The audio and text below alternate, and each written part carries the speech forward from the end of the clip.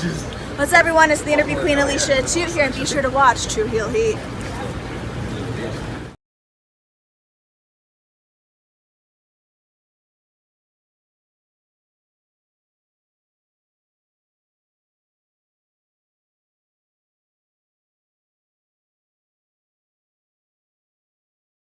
Welcome to True Heel Heat, the place where we use insider terms because we think we know what the fuck we're talking about, even though we don't. My name's Maxwell Jacob Friedman, and I'm better than you, and you know it.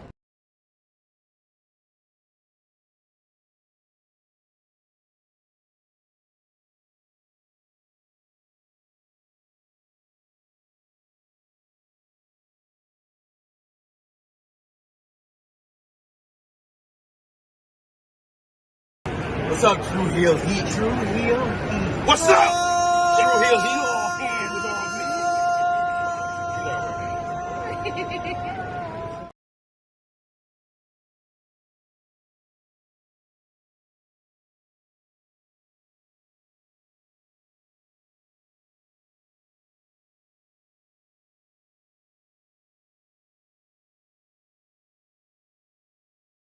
Hello, everyone. It's the hardcore legend Mick Foley wishing a nice day to everyone there, right there at True Heel Heat. Yeah.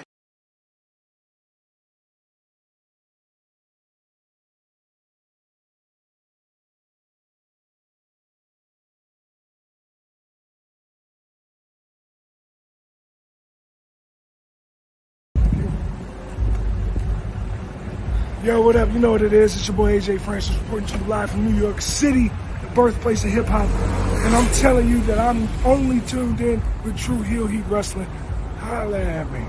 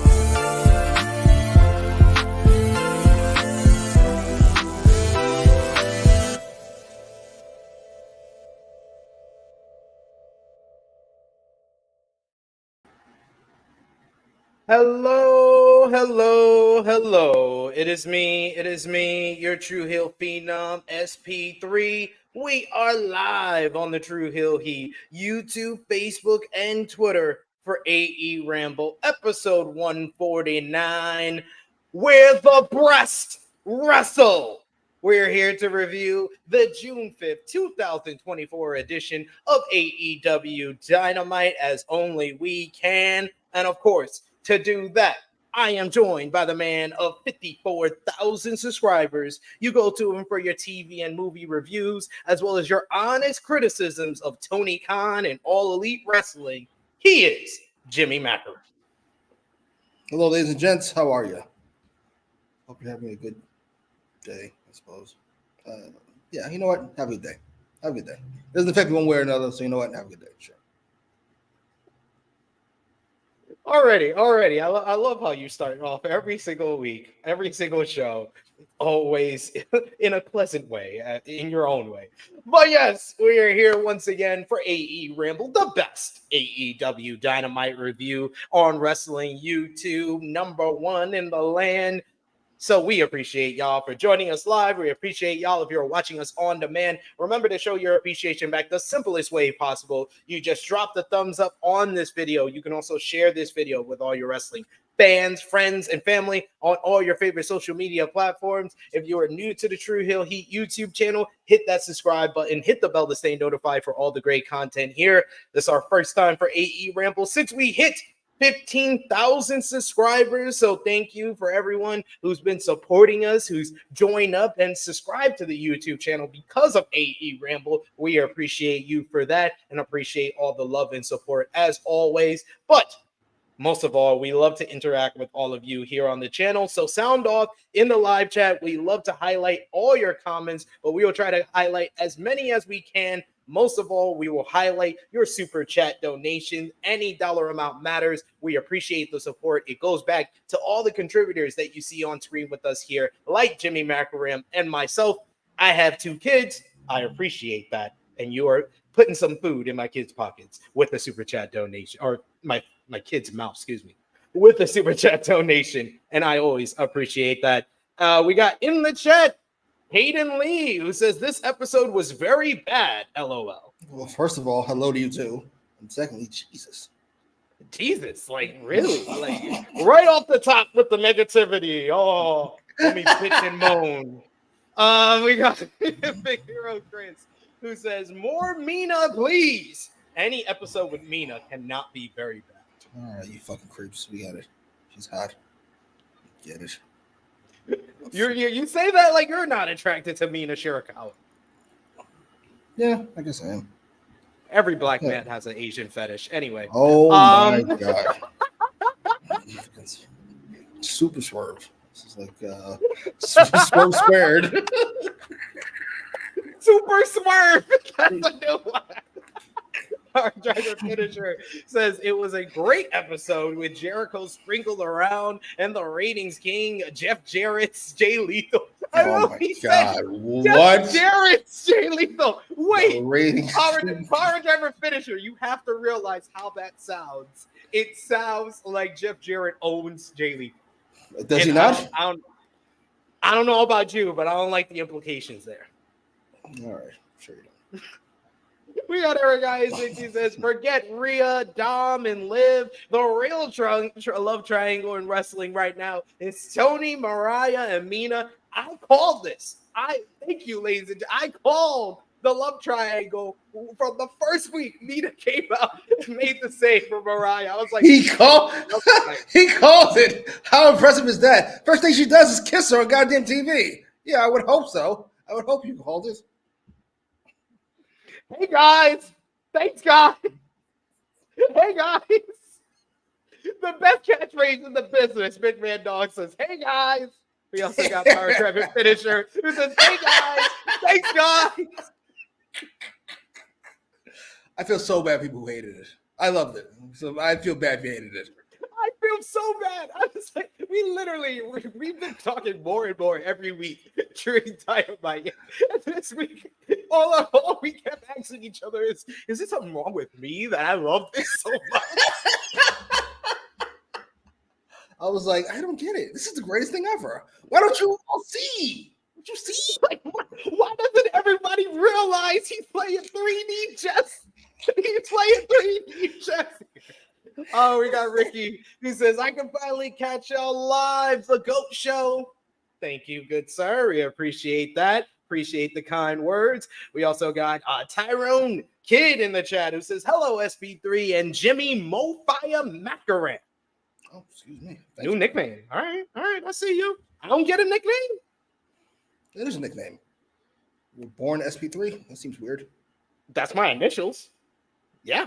I was born at SP3. I was in fact born at SP3 and my initials. We got Josh in the chat who says, woot. We also got Big Hero Chris who says, damn right. We also got Annika. I'm sorry, Annika. I got my hands up. I'm sorry for calling black men. I'm sorry. We also got Power Driver Fincher also reacting to me, I guess. And we got our good friend Big Hero Chris. He says, I'm the learning tree. Hey guys. Hey guys. Hey guys. Hi guys. Wait, did you all no. All right, here we go. Never mind. Go ahead. Brian Keith was great in these too, says Josh Matlock. He certainly fucking was not. He's the worst part of these things. Easily, every time. This fucking angry black man gimmick. I'm sorry, sir. I hate to tell you, but one of the best lines of the night that wasn't said by Tony Storm was, "Your baby better respect me." I can't. I just can't. Him in that hat. He's just like not even serious. He's like Martin from the Martin. I can't take you seriously as a threat. Like you look ridiculous, sir. He's Dragonfly Jones. Silence. Like nigga, get the fuck out of here. Up here with your $2 here. We got Chilling with Jade says, no, stop spreading this Jericho BS. Don't fall into the vortex. What? Don't fall into the vortex. We are the vortex. What are you talking about? What are you talking about? Man, if you're not realizing the 3D chess he's playing with you, I feel bad for you. Like Jimmy said at the top, I feel bad for anyone who is not getting that you are giving him the appropriate, regardless of if you love it or you hate it, you are giving him the appropriate reaction to this act. Only thing you can do is turn it off if you don't like it. Anything else to win. Exactly. And by the time 4 p.m. Eastern hits and Jimmy sends me the ratings, we're gonna see once again the TV audience seems to love it. We got another super chat donation, our first of the day. Thank you so much, Tyrone Kidd, who says, "Is it me or when you hear Mina theme, all I think is Don Omar and Fast Five when they open the ball?" Yes, it is the opening riff is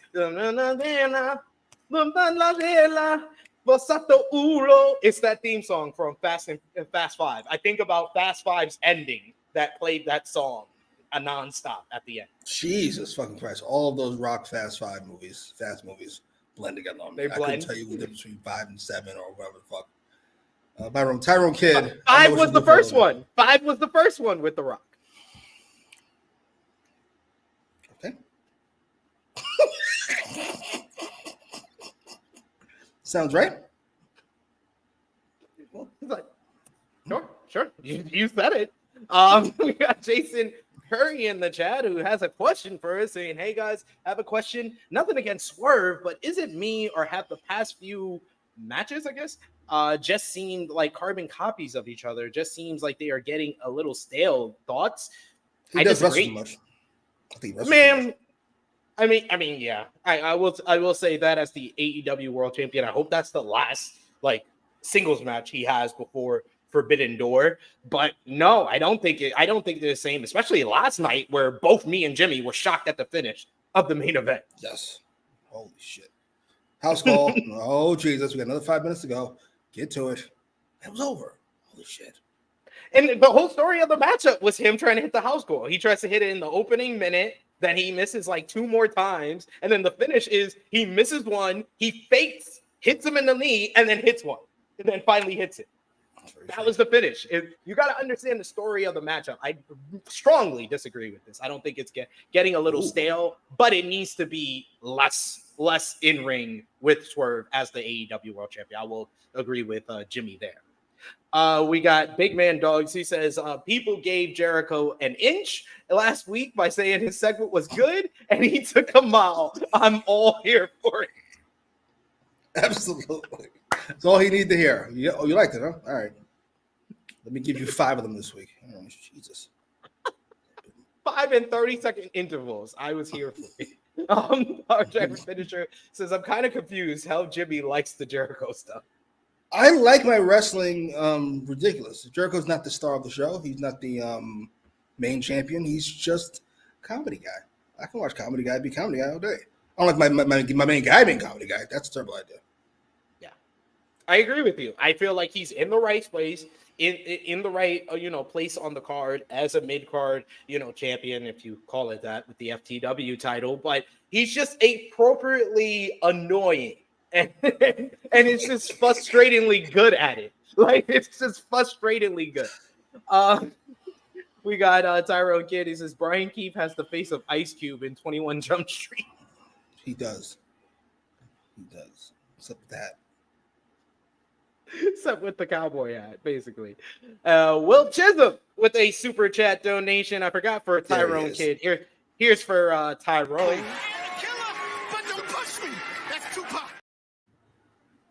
Nobody and of course, well, watched a lot. He listens to a lot of Tupac for a name like Tyrone Kidd. To be fair, you don't listen to folk for a name like Tyrone Kidd. No disrespect. And for our good brother Will Chisholm, they go on Twitter. I don't see how this is going to work. This is absolutely ridiculous, Sid. Will says, I'm just saying it's not good PR for Swerve dancing with an old white woman that he hated black women so much. Yo, that was one of the most wholesome moments I've seen on Dynamite in a while, that old lady. The Swerve dance was just Nana. It was Nana. Okay. Well, Swerve, he came up to her and he was like, all right, yeah. And then he just stood by while Nana did the dance with the lady. It's over. We can all move on. Let's kill his gimmick already. Fair enough. He went from choking babies to fucking dance with old ladies. Nana dance with the old lady. Now you do this, any movement of any kind, that's dancing. Nah, man. Can't do it. Put the belt on Osprey. Let's move on. Just move on. We're done. Will you stop? No, we can't. We're not going to penalize him for that wholesome moment. Come on, you're being ridiculous.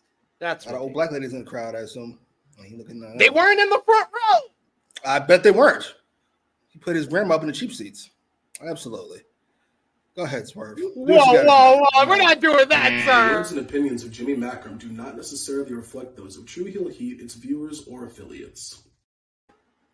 I'm sure he loves her, but she has deficiencies. She's black and she's a woman. What's he supposed to do? He can't have it. He can't allow it. Sorry. The words and opinions of Jimmy Macram do not necessarily reflect those of True Heel Heat, its viewers, or affiliates. Can't take you nowhere. We apologize, Swerve. We got Jasmine who says, I don't think you're supposed to take any of the learning tree folks seriously. That's why it works. Exactly. It's the people that take it too seriously are the ones that hate it to me. That's what it is. People don't think it's funny. I'm going to defend them because I was just here a couple weeks ago. This elite shit is not funny to me at all, even a little bit. I don't give a fuck. Oh, it's not supposed to be serious. It stinks. I'm sorry. I'm sticking up for y'all, even though you're wrong. Jericho shit's hilarious. We got Ricky who says, I went from wanting Jericho to leave for a while to me wanting more. Yeah, it took him too long to pivot. I will say that. Because I was like, I talked about it on Fightful this morning with Jensen. I was like, there was that period from Full Gear last year to all the way to AEW Dynasty this year. Dynasty was like the breaking point where the fans were chanting, please retire and get him the hell up out of here and stuff. And yeah, from there on, from the build to Double or Nothing to now, he has turned it around somehow, some way. Certainly has. Top 10. Top 10 for me, yeah. We got Will Chisholm with another super chat donation. Thank you so much, Will. As always, I'm serious. I'm not going to sit back and take this fucking shit.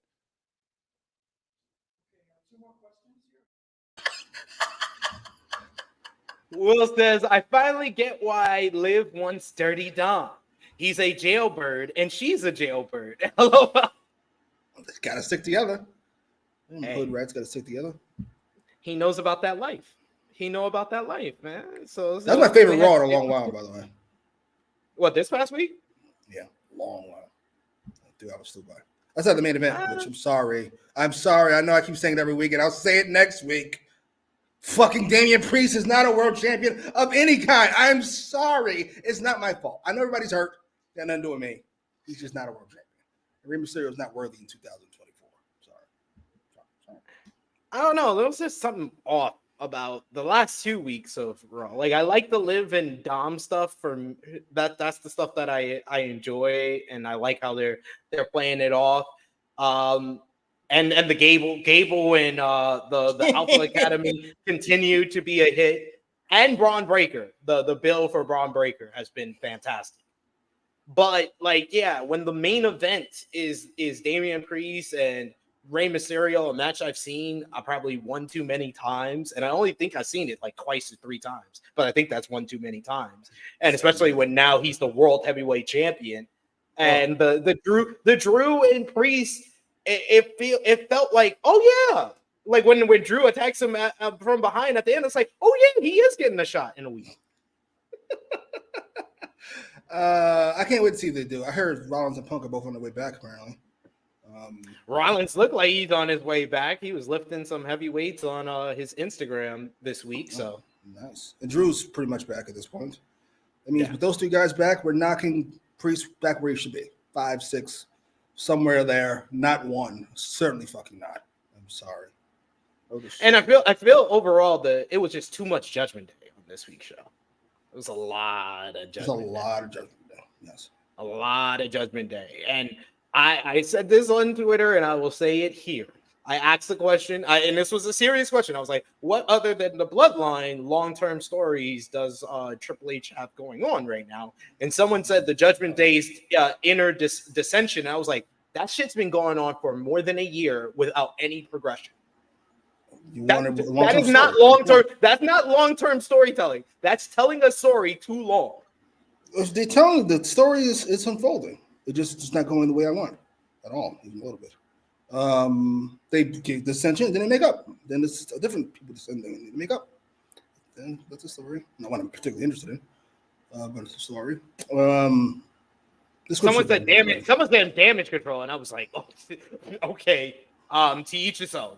Damage control seems like a focus every couple of months.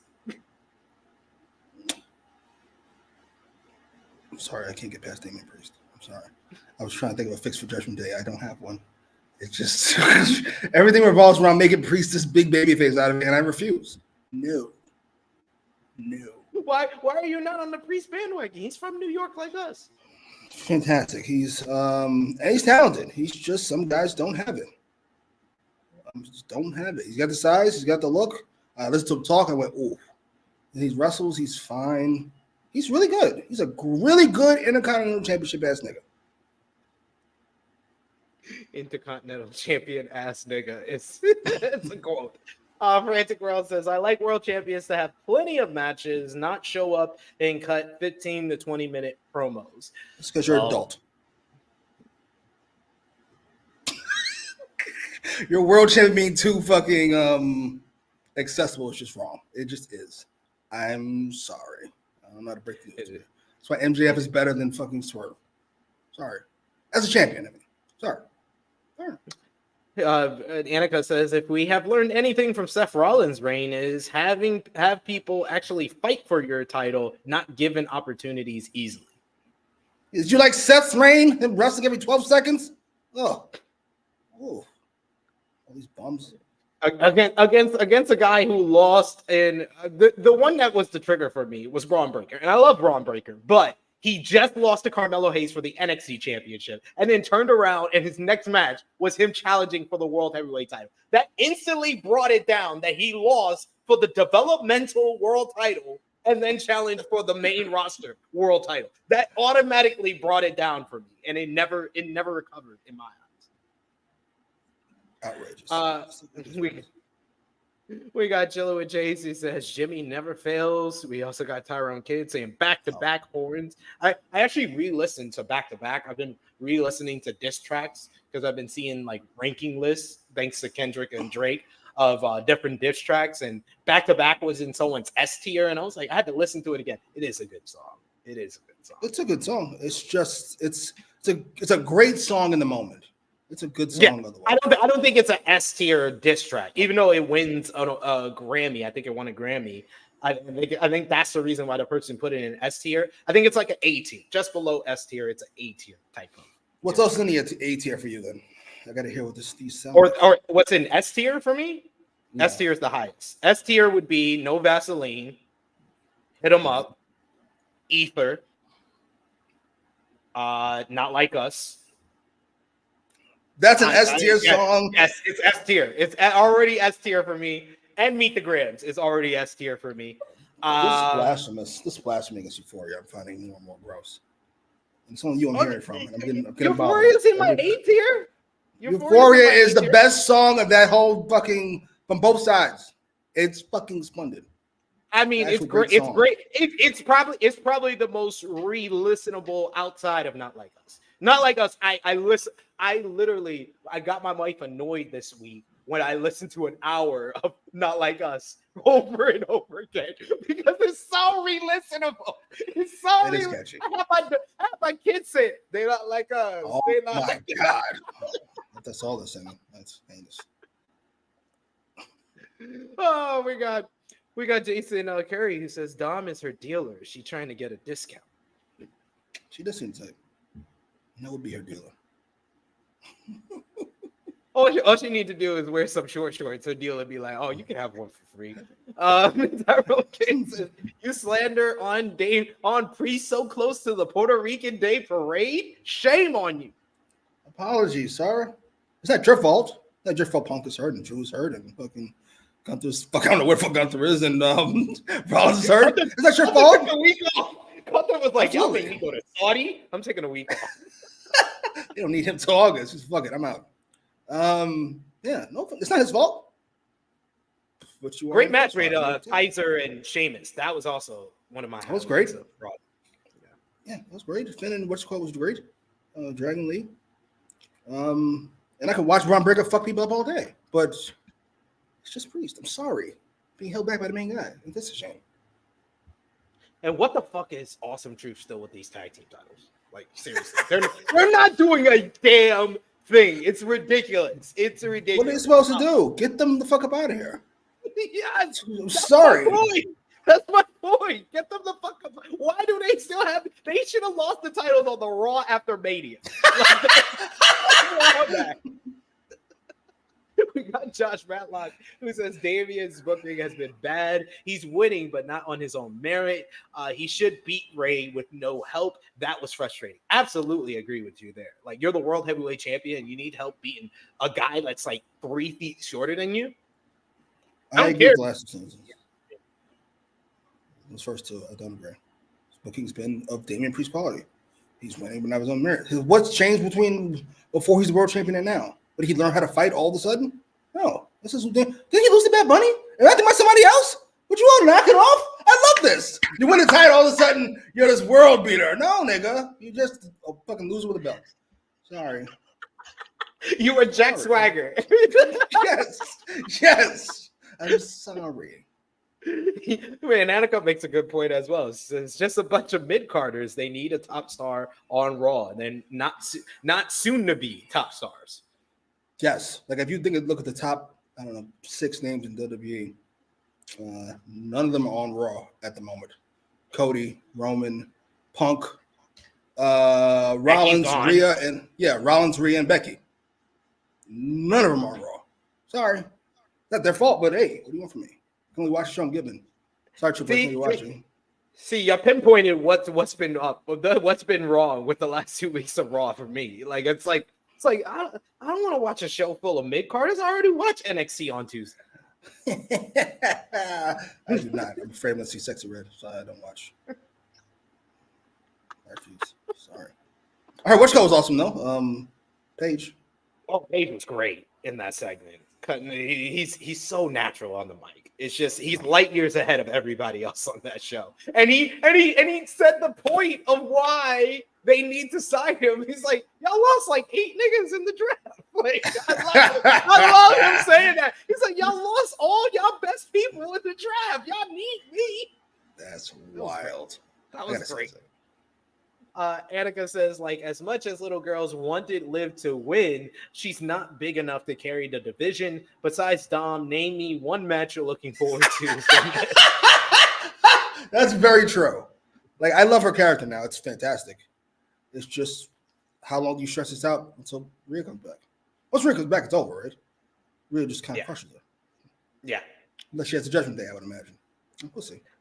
I think the only one they're kind of building to have a match with Liv is Lyra, but like Lyra needs a character to me. Yeah. Besides Becky Lynch's protege. I was gonna say besides Becky's friend, I'm not really interested. That whole interview she had on Raw, it was like, so Becky's gone. How do you feel? But Becky was here when you did all that. So what do you feel now? It's like, why are you doing this to her? Why do we keep talking about her as a character? Like, because it's all we care about is Becky. Chick stinks. She didn't stink. She's very talented. She's just not interesting. Sorry. We got another super chat donation from the good brother Will Chisholm. Thank you so much, Will. You fucking mark! Will says, I almost threw up hearing Tony Khan saying, we want Ricky Starks back. I'm like, are you his boss? The thing, I don't know, is doing right is smashing Lana. What? Jesus. I don't want to say it's about Ricky Starks. I hope Ricky doesn't fall for this fucking okie doke. Come on now, you can't be this dumb. You can't have a motherfucker treat you like shit for years and then all of a sudden like, no, I want you back. Here, sign this for 5 years. No, nigga. No. I'm going. Yeah, NXT like this. Yeah. Right. Yeah.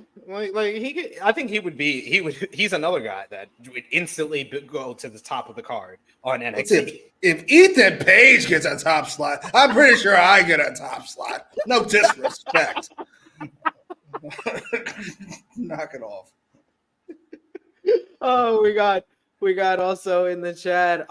We got Annika who says Swerve, let someone compete for your title.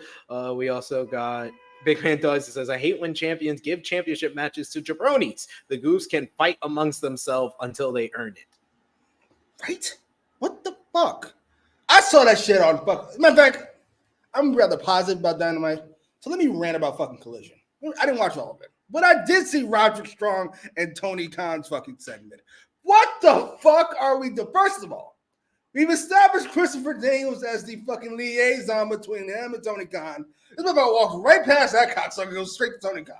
Already, we've butchered his position already. He's worthless. Get rid of it. We got to start over again. Then Tony Khan gives him a shot because he said he never managed to get into the fucking match. Wasn't that the whole fucking point of the match? Wasn't there 8, 9, 10 other guys who also didn't get the match? Do they all get title shots? Are you fucking serious? This is the dumbest shit ever. I'm tired of you all pretending that this man isn't half fucking dope. Clearly fell on his head as a child. I'm sick of this. Enough. We critiqued the hell out of that on Collision Discourse because what was the point of Christopher Daniels? Period. I was upset with the segment. We talked about it last week. I was upset with Christopher Daniels coming out and basically saying that Anarchy in the Arena didn't count for shit. Because remember, the whole build-up to Anarchy in the Arena, I was like, it should be for the elite to have full control. And then they instantly said, no, fuck all that. We got Christopher Daniels here to be the avatar of Tony Khan. And then immediately, the next show later, you have him basically cocked. Oh, that's Tony Khan right there? Jesus Christ. I was all down for Roger Straw's ridiculous reasoning, but the fact that Tony Khan was just like, oh, yeah, okay, that sounds like a great idea. You're an idiot. It should have been. This is how you make it better. AEW. Tony Khan should have said, you can have a title eliminator matchup. And then since you already had Swerve do a promo to close the show, which was the good part about that, you have Swerve be like, I don't want the title eliminator. I'll put the title up on the line so we can get Roger Strong the F up out of here. It makes him look like a champion that's willing to fight anyone. He doesn't care. Roger Strong, he's like, I'm just going to remove Roger Strong from the picture completely and beat him for the title. Make it Swerve the person that made it a title match, not Tony Khan. That works. Something bad on the fucking guy. So bad. We got Josh who says both tag titles have been forgotten. Talking about the WWE Tag Team Championships, which is held by A-Town Down Under. I had to remember their name. They gotta break up. I don't want them to break up. I like them to go. Yo, for real, that was so dumb on SmackDown. I was like, we're really doing this? We're really teasing right now? Listen, I'm all for we get rid of the tag titles or combine them and do like we do the women's tag titles. Just have them jump. I'm sorry. I know I said I wanted to split, but all of a sudden I'm over it already. Jesus, this stinks. Sorry. I'm sorry. They don't have enough over tag teams. That was the whole point that I said before WrestleMania. I was like, yeah, it's all nice. I know a lot of people wanted them to split the titles, but they don't have a lot of over tag teams. You just don't. It is what it is. I'm not sure what the fix is because you don't really have enough time. Or Roy do, but on SmackDown, we don't have enough time to fucking get tag teams over. We don't have enough time to get everybody we got here over. Oh. Chilling with Jason. Damian Priest feels like that one UFC champ who is only champion because his division is bad. Right? Like, what the fuck? Bantamweight ass champion, not interested. Will Chisholm says, with a super chat donation, thank you so much, Will. As always, you always are our big supporter here on the channel. That's fucking bullshit. No, it is. He is the biggest supporter we have on the channel. Will says, Liv looks like the before picture, and Sunny looks like the after picture. That's a wild statement. That's wild. Especially with the Dom stuff, I was like, oh, you poor bastard. I folded so fast. Yo, he was folded. He was folded. You saw it break. He did the smile. Yeah, he laughed. They've got great chemistry already. They do. Wait a minute. So you see this fucking guy, fucking Frantic World. What did you like about it? Please explain to me what you liked about the Swerve and Roderick Strong buildup, even though it buried the fucking two people in their fucking common sense. Explain to me what you liked about it, besides the fact that you get the match. Yeah, like I said, I thought Roderick was appropriately ridiculous with his reasoning of he would have won the matchup if he got, because he was next into the matchup and he should have an opportunity as Swerve. Roderick was good in his role. That's how ridiculous Roderick Strong got over in AEW. That's how ridiculous he was in pleading his case. But you cucked one authority figure and you brought back one that doesn't need to be on TV to make a dumb decision. That's all I want to know. I was too aggressive. Please, sir, explain to me your logic. I'm curious to hear it. Maybe I should have changed my opinion as well. We got another super chat donation from the one and only Will Chisholm. Thank you so much, Will. Tony Khan, this is also on you, because you can stop this. That's what Roddy did. That's what Roddy said. And Tony! Will says, I love how Jey Uso was trying to cut a real promo, but the fans kept on saying yeet. I'm like, this is what happens. Yeah, it's like you have trained them to do this. Like it's your own fault, and it's also the company's fault, but it's selling a bunch of t-shirts. So at the end of the day, it's not really something you could complain about. I like the way that promo was shot on Raw with him in the crowd, and I like the fact that they're building up to Money in the Bank so early, even though Jey Uso has no shot of winning the Money. All right, so who do you think's in it before we even get to that? Jay, obviously. LA Knight. I would love if Drew loses at Clash at the Castle and he's in Money in the Bank and he's the winner.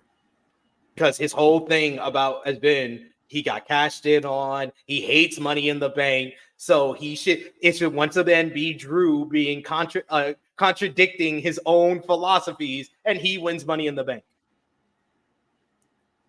Would you have Punk cost him at the Castle, or just fucking? Yeah, Punk cost him Clash at the Castle. I'm not mad at that. I'm not mad at that theory. And then Mr. Money in the Bank Drew versus CM Punk. Punk can win at SummerSlam, and then later in the night, Gunther beats Damian, and Drew cashes in on Gunther. Oh my God, Vince Russo over here? Jesus. I'm not mad at that. I do like. I can't imagine Gunther being a one-night champion. That would be heinous. I love he just never talked after that. He just fucked people up. He's gonna fuck one person up per night until he gets his rematch. He's just gonna be pissed because he set it all up with that first promo. Shout out to Luke Owen on Wrestle Talk who mentioned that. He was like that first promo where he says, "Oh, he talked down to Damian Priest saying he's not a real champion. He cashed in Money in the Bank. Money in the Bank's not a real way to win the title. So it should be Gunther wins the title for real, and then Money in the Bank screws him over." Very true. I like that. You know what? I'm sold. It's gonna hurt Gunther. It's not gonna hurt Gunther. It's gonna hurt me. No. Yeah, it's gonna hurt me. I've been shooting in the Gunther gym since 2017, so it's gonna hurt me. But it just makes more story sense. That's what I'm all for. And we got our final super chat donation before we finally get into the show. Another 40 minutes of us starting the show with just y'all comments. We got DJ Eric with a super chat donation. Thank you so much, sir. Weapon in hand, too. And Blackpool Combat Club, they better wear out Kenny as long as they can. Hangman's going to come out here.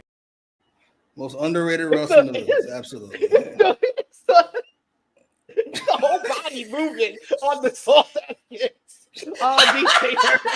DJ Eric says MVP of the shows goes to Grandma for doing the swerve dance. I enjoyed it. Jimmy did not, but I enjoyed Grandma doing the swerve dance.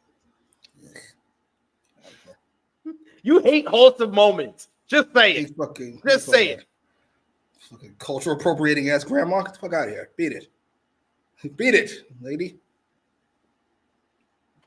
She probably the one that got Emmett Till hung. Get out of here. Get the fuck out of here. Enough of her. And no, Josh Matlock. Punk winning Money in the Bank. Yeah, that's way too risky for WWE. Punk in a ladder match is way too risky for WWE. Oh, Punk isn't doing anything. 7 other guys in that fucking match. Take all the bumps. He's gonna want to be. Just hit me with the ladder one time. Oh, injured. Yeah, that's a terrible idea. I'm joking. Please don't do that. Then they get bubble wrap matches. Facts. It's like how we treated Bryan for like months at a time. We put him in bubble wrap. We just gotta make it to Forbidden Door. Watch, they're gonna put him in bubble wrap after a while, so they make sure he gets the all in. They're gonna put him in bubble wrap again. But we had to kick off the show none other than the way that we pretty much said they should have kicked off the show last week, MJF. But before we get into that, this was the show was from Loveland, Colorado, just outside of Denver. What did you think about the crowd last night on Dynamite? I thought they were really good, actually. That's a really good crowd. Yeah, I enjoyed the crowd as well. And they gave a big reaction to the former AEW World Champion, MJF, who walked out with his leather jacket that is all adorned with his name and logo now. He's got a nice shirt, a big upgrade from that awful shirt, that freaking awful shirt that looked like it was made by Vistaprint that they put out first. But MJF is here, and of course, he's here to talk some shit. He says that in case people wonder why his eyes are bloodshot and squinty, they are in Colorado, baby. After plugging his new t-shirt, cheap plug, he's here to put everyone on notice and prepared to wrestle. He says that he's prepared to wrestle some guy from Japan or Mexico at Forbidden Door. Get your tickets right now. It's from Long Island at the USB Arena. MJF talks about egregious claims and talks about all the stars that have been stepping up and been claiming his spot as the best in the world. He brings up the Rainmaker at Kazuchika Okada and how much money he makes despite looking like he can't afford a gym membership. Yes, MJF is back and he's body shaming Okada. Next, he says you have the guy who keeps swerving around. He was the leader of the Mogul Embassy who all turned on him, buddy. I wish MJF would have mentioned I'd been there because the firm did turn on you as well. But he says that Swerve Strickland refers to himself as a big business mogul, but he must have skipped out on his public speaking courses. The most egregious claim, he says, was from a Cockney cockhead who said that he's the best in the world, bruv. And MJF said the last time he checked, Will Ospreay isn't Chris Jericho, Adam Cole, Cody Rhodes, Hiroshi Tanahashi, Jon Moxley, Bryan Danielson, or Kenny Omega.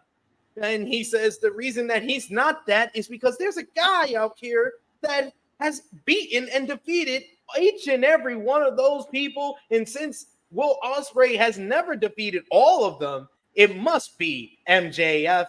If Ospreay wants to lie through his yellow crooked teeth, Silly Billy isn't the best in the world. MJF is. MJF is the guy who did the impossible. becoming the face of AEW, creating some of the best matches and moments in this sport's history. And he went from the most hated man in professional wrestling to the most beloved. MJF goes home to heal from his wounds, and revisionists try to revise his legacy and his name before he can continue about those people who are trying to bring revisionist history. Out comes Rush, who looks like $1 million. He says that he walks on the stage and he runs down the crowd saying, while MJF has been gone, Rush has been the one here in AEW working.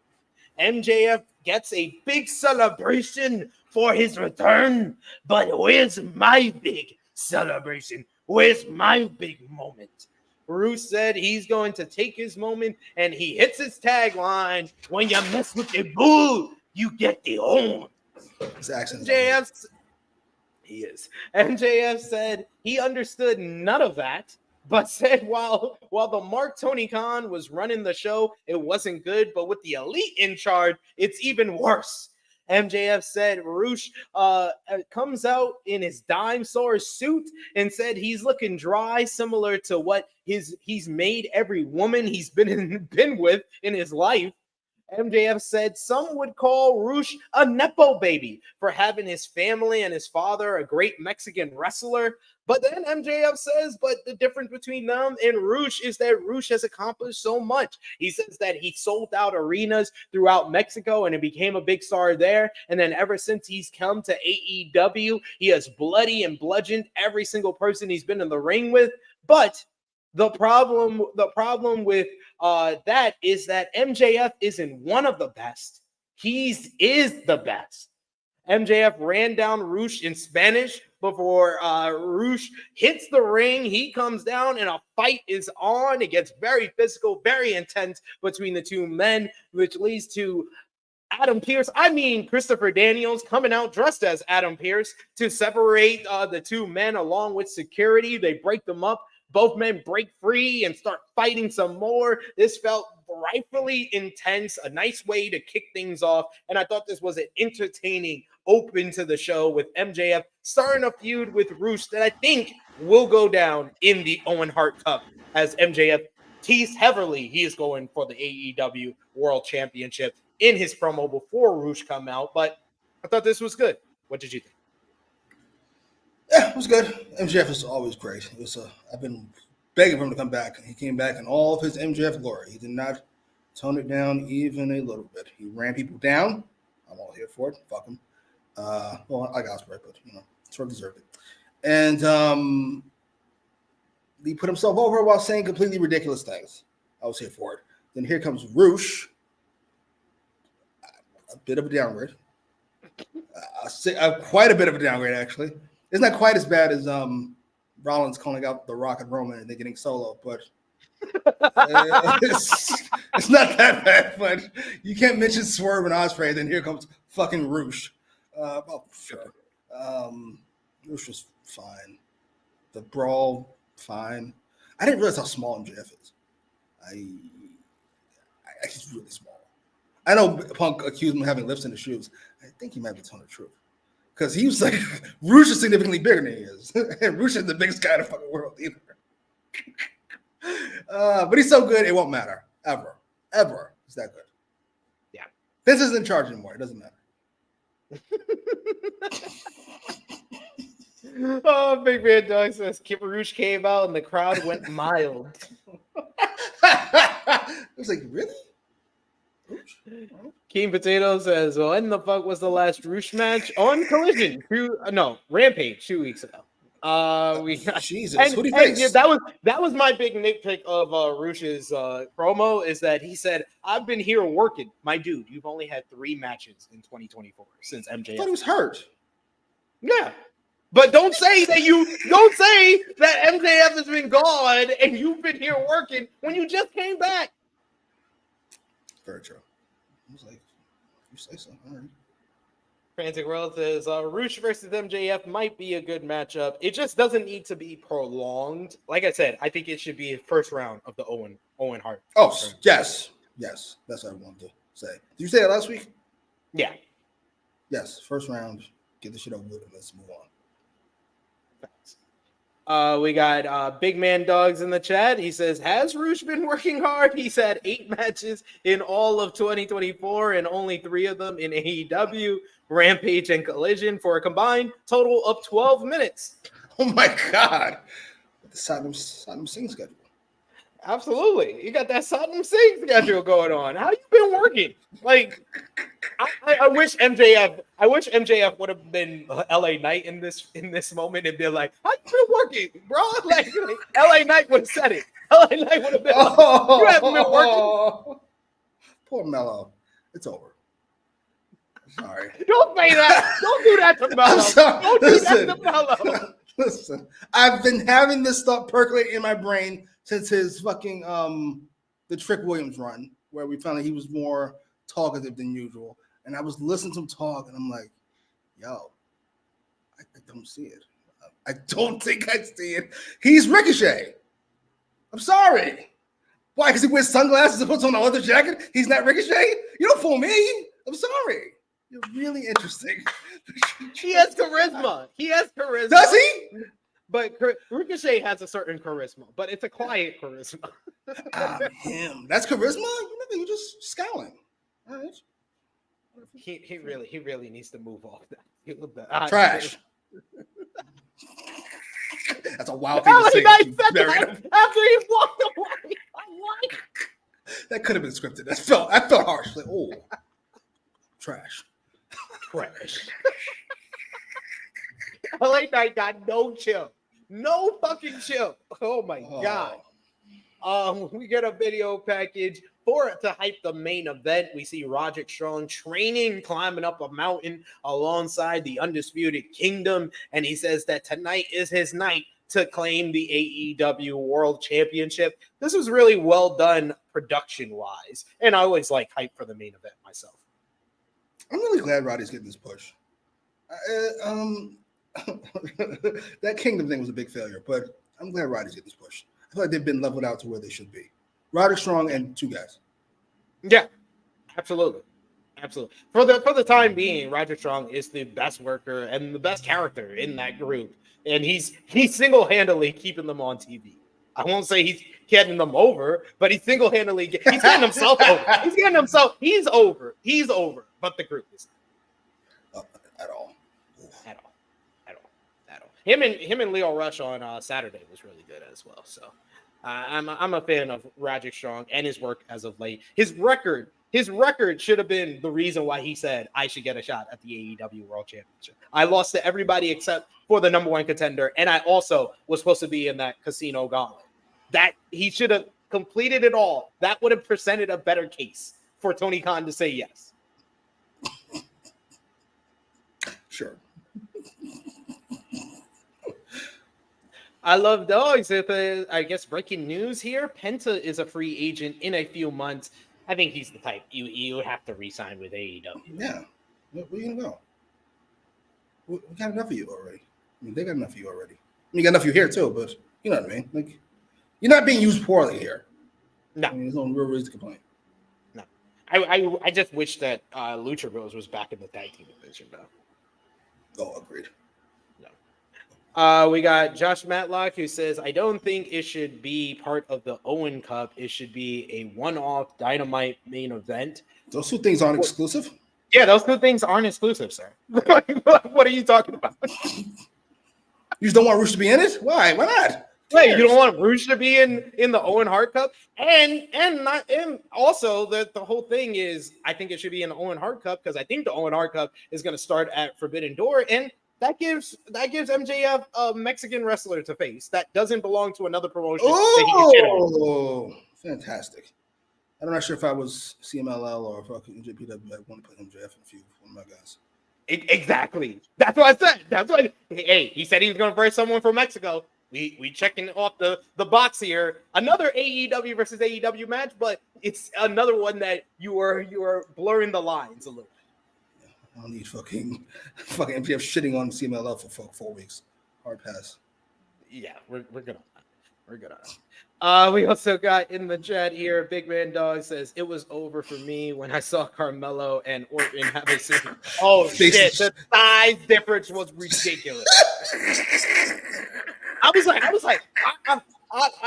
know that their whole thing is that, oh, Melo's losing to main event stars, but I don't know if it was the right time for him to face Randy Orton. No, that was listen, I like that they push him fast. Listen, find out whether he can sink or swim fast.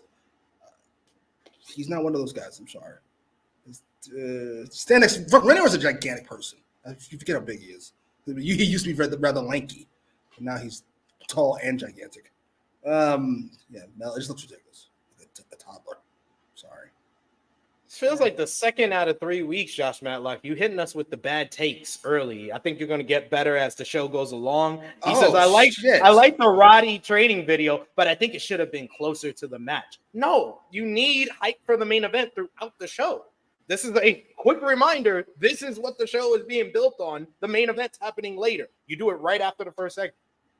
Dude, MJF mode is going to fucking shit on everybody. MJF, he got me riled up with that promo, man. I'm not body shaming anybody, though. Jeez.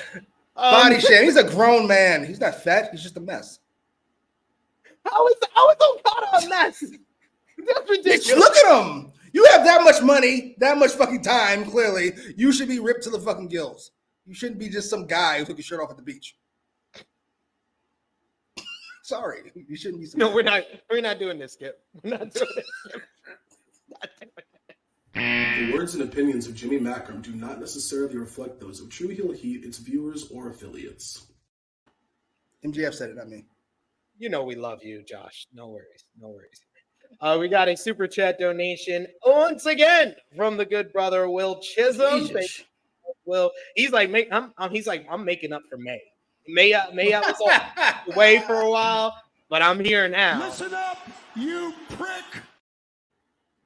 Will says you love how Finn saved Dom from Liv. Like, I used to mess with women like her. They never good. He don't want Dom to get hurt by Rhea, aka Jordan Grace 2.0, but she has her original voice. LOL.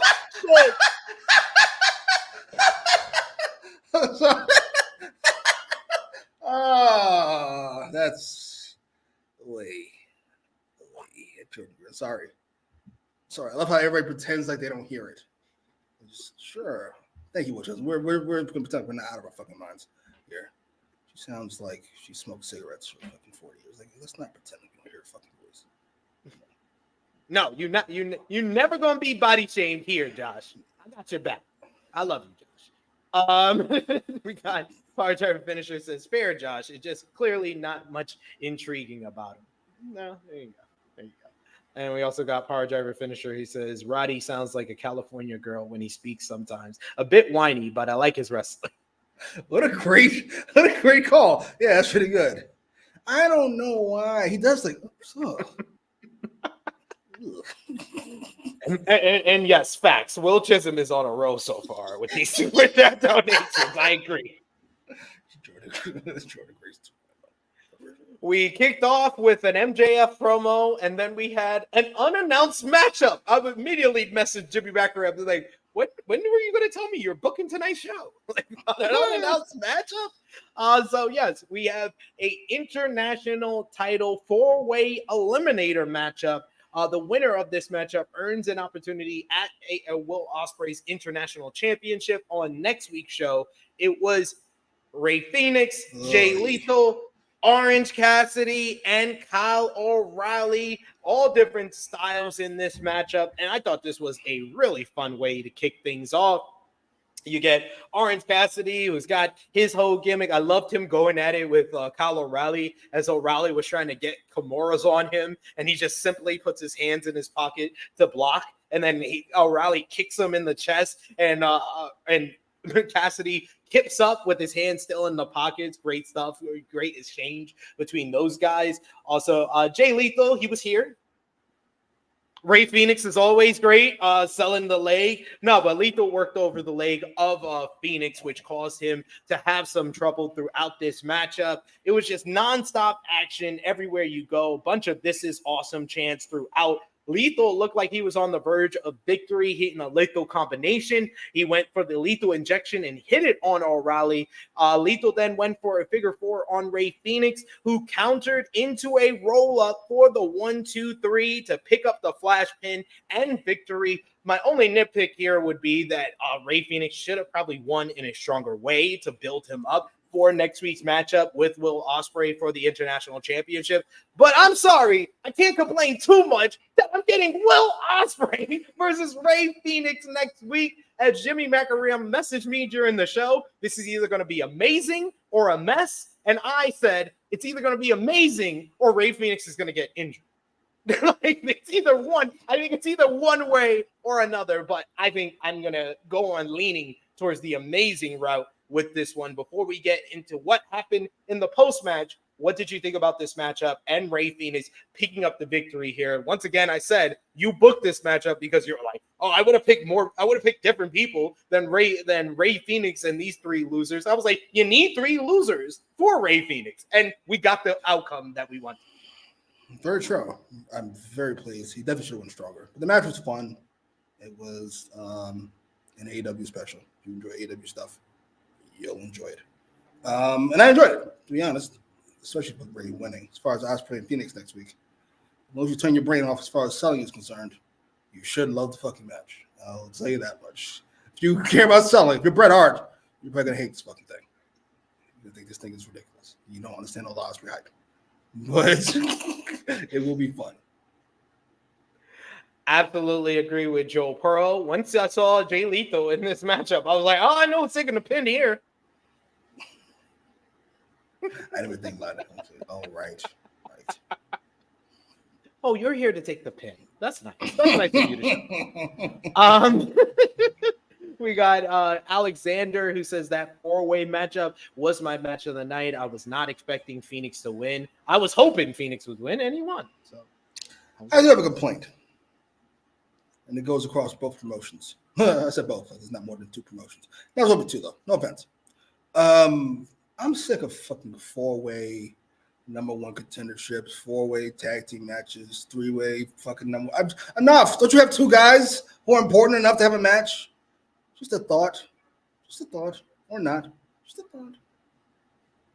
Oh, Christopher Kidd, what are you talking about? Definitely Roosh. Roosh seems happy where he's at. Andrade never is happy. Did you see this week with Andrade? This is not a... No, what? Well, first, he commented on a fan's post that said, oh, why do all the Mexicans always have to feud with one another in WWE? And he answered, he's like, yeah, I've been asking the same question. And then he immediately the next day, he posts his pictures of AEW, CMLL, and AAA and says the real Latino man and puts AEW, AAA, CMLL basically fawning and reflecting on his time in those promotions. Oh, that's an interesting way to frame the question. So we're going to frame it that way. Like, who would I rather be as a person? I'd definitely rather be Roosh. Andrade, as you just put it, is never happy. He's never happy with the spot. Perhaps because he thinks he's better than he is. No disrespect, sir. I'm just saying. If you don't like your spot in AEW and you leave and you go to the WWE, you don't like your spot there, perhaps Triple H and Tony Khan, who seem to agree on nothing, even the way wrestling's supposed to be done, but they appear to agree on you. Just a thought. Just a thought. No offense. Go to TNA. You main event TNA. Absolutely. He'd be the top guy in TNA. You want to be the top guy if that's what you want. You don't want the payday. You don't want to work with your wife. You're not going to be happy. I mean, maybe he's not happy because his wife is not there currently. Maybe that has to do with it as well because she's injured. So, but what did he think he was going to be? He was like, I love Mexico. I don't want to keep facing Mexicans. Fair enough. Fair enough, sir. We got Josh Matlock who says solid match, and I love Phoenix winning. Him and Ospreay will have a fun match. Lethal and Kyle being in the match made no sense, given Kyle just lost and Jay hasn't won a singles AEW match since October. Jesus. You gotta be honest. If you would have asked me, I would have said before that. October's kind of impressive. Think about it. October kind of impressive.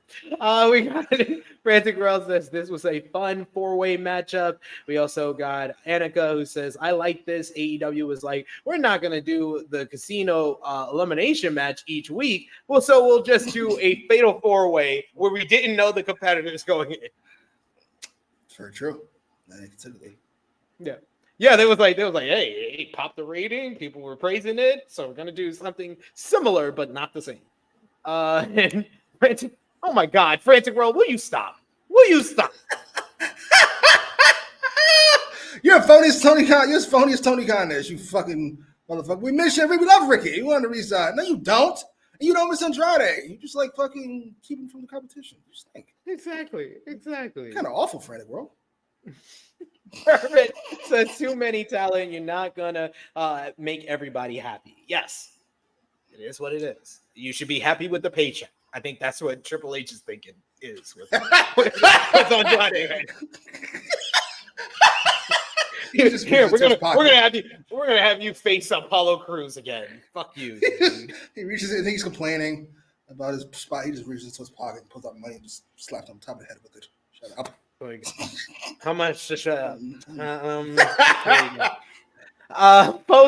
Post match after this 4-way, Cassidy was still in the ring, so out came Don Callis and Trent Beretta. They walk to the ring, but as Cassidy sees them in the ring, he goes out to the ring side.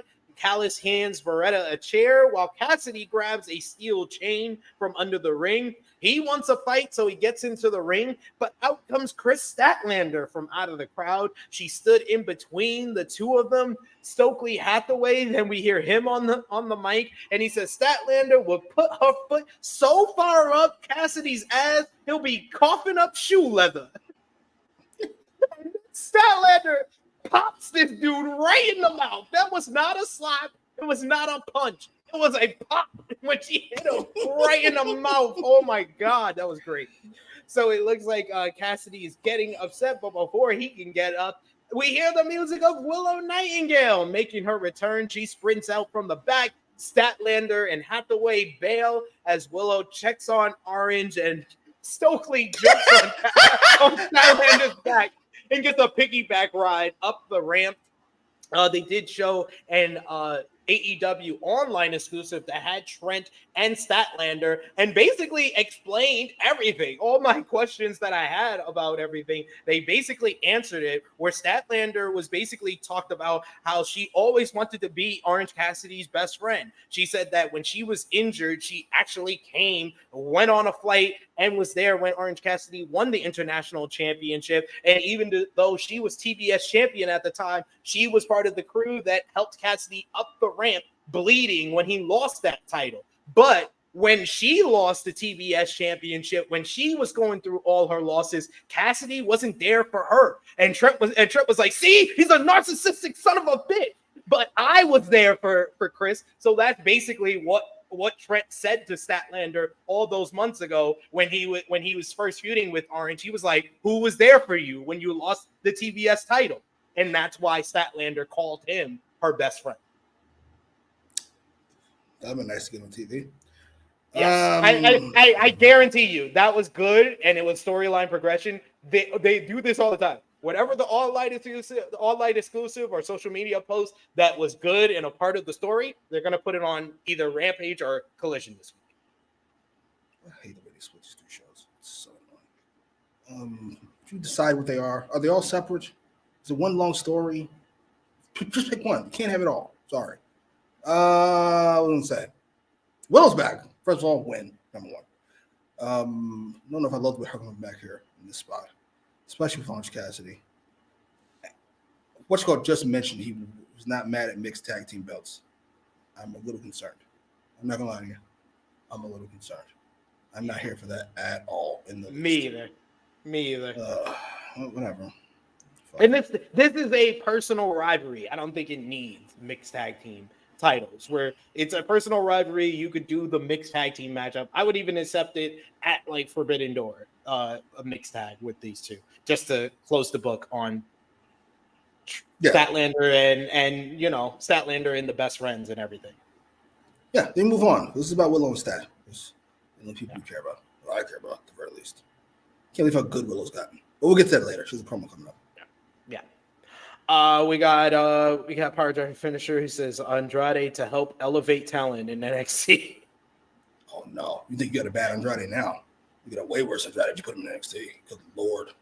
Imagine all the complaints and spans I have to hear. Ugh. Alexander said Andrade beat the speed record. He went in that Elon Musk Twitter Chick Speed Championship. Oh my God. Somebody who that'd be nice. No offense. I like Andrade. He's very talented. He's in my favorite Rampage match ever. Him and Pac. I like both. Those matches. He's in like two of my like top 5, top 10 Rampage matches. The 3-way with Sammy and Darby, that was great too. Also great, but he gives me this like MJF Punk kind of. I'm gonna complain when I'm unhappy, but you're not MJF or Punk. Sorry, I don't know what to tell you. I really have to listen. And you should have realized that when you tried to do the same thing as Punk to get fired from AEW, and they just said, no, "You just sit your ass at home until we're ready to use you again." You just going around punching people. It's not working.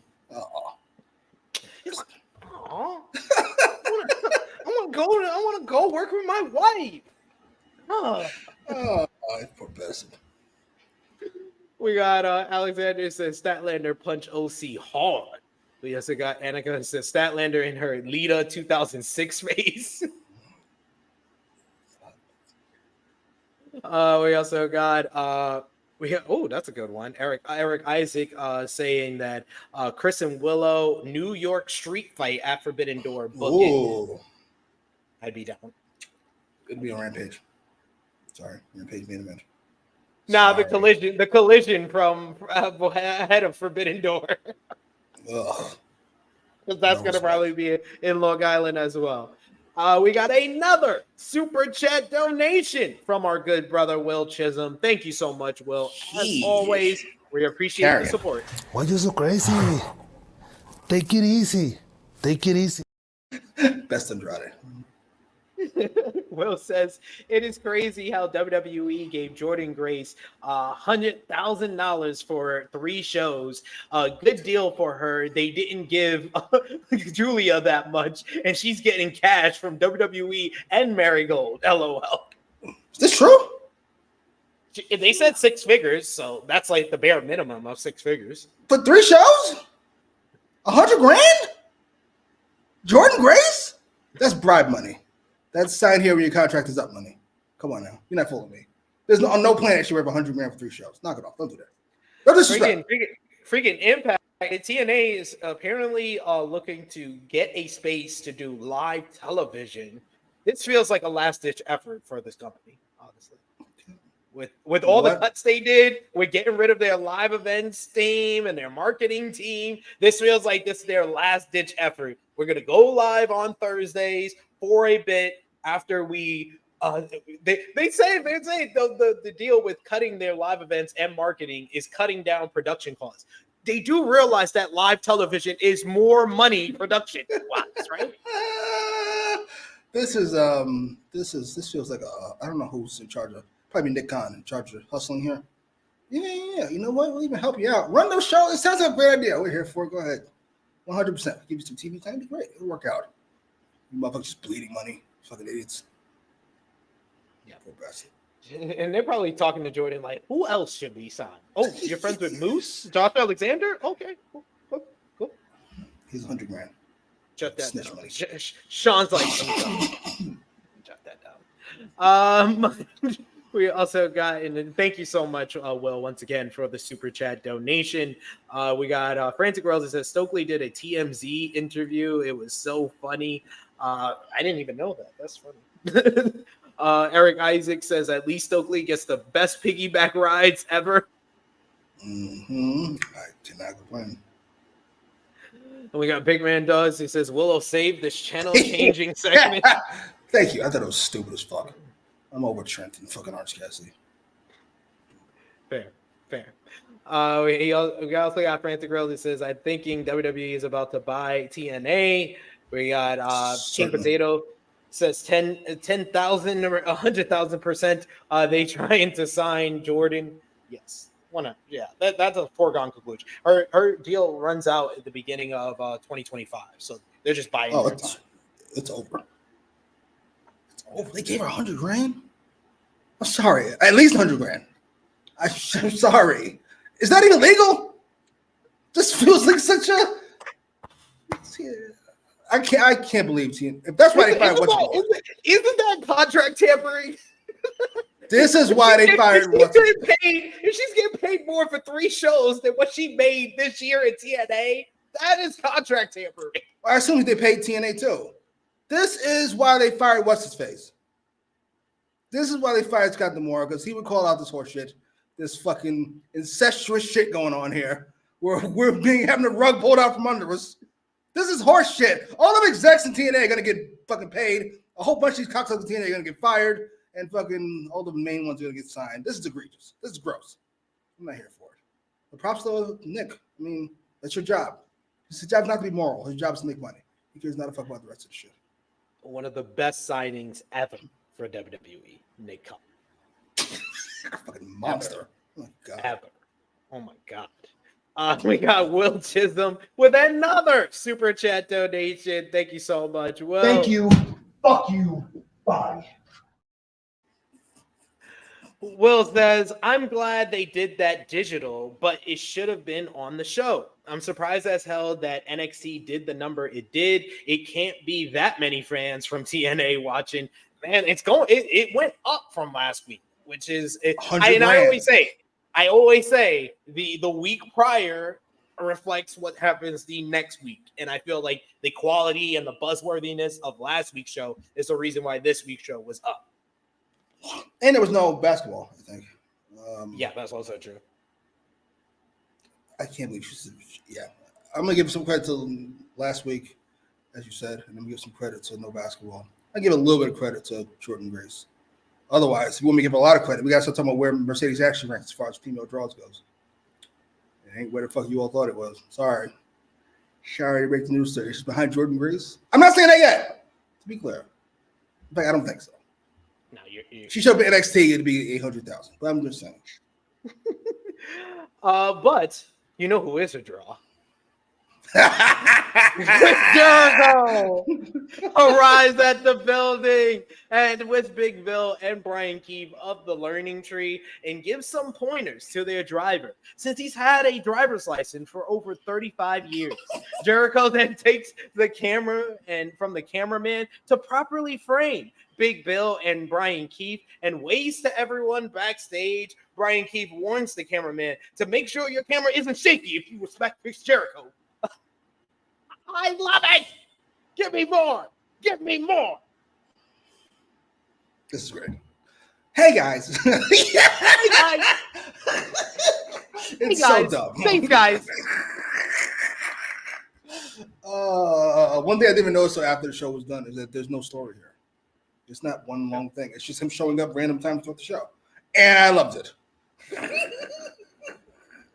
It wasn't a show-long narrative. It was just Jericho throughout the show. Hey, guys.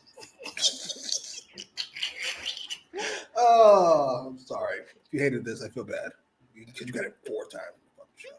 So much.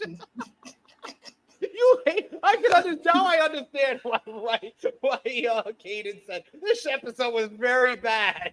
He must be one of those people that hate Jericho. It certainly was. After the commercial break, Renee Paquette is backstage with Willow Nightingale, who says that she accepts that she lost at Double or Nothing and actually congratulates Mercedes Moné for her win.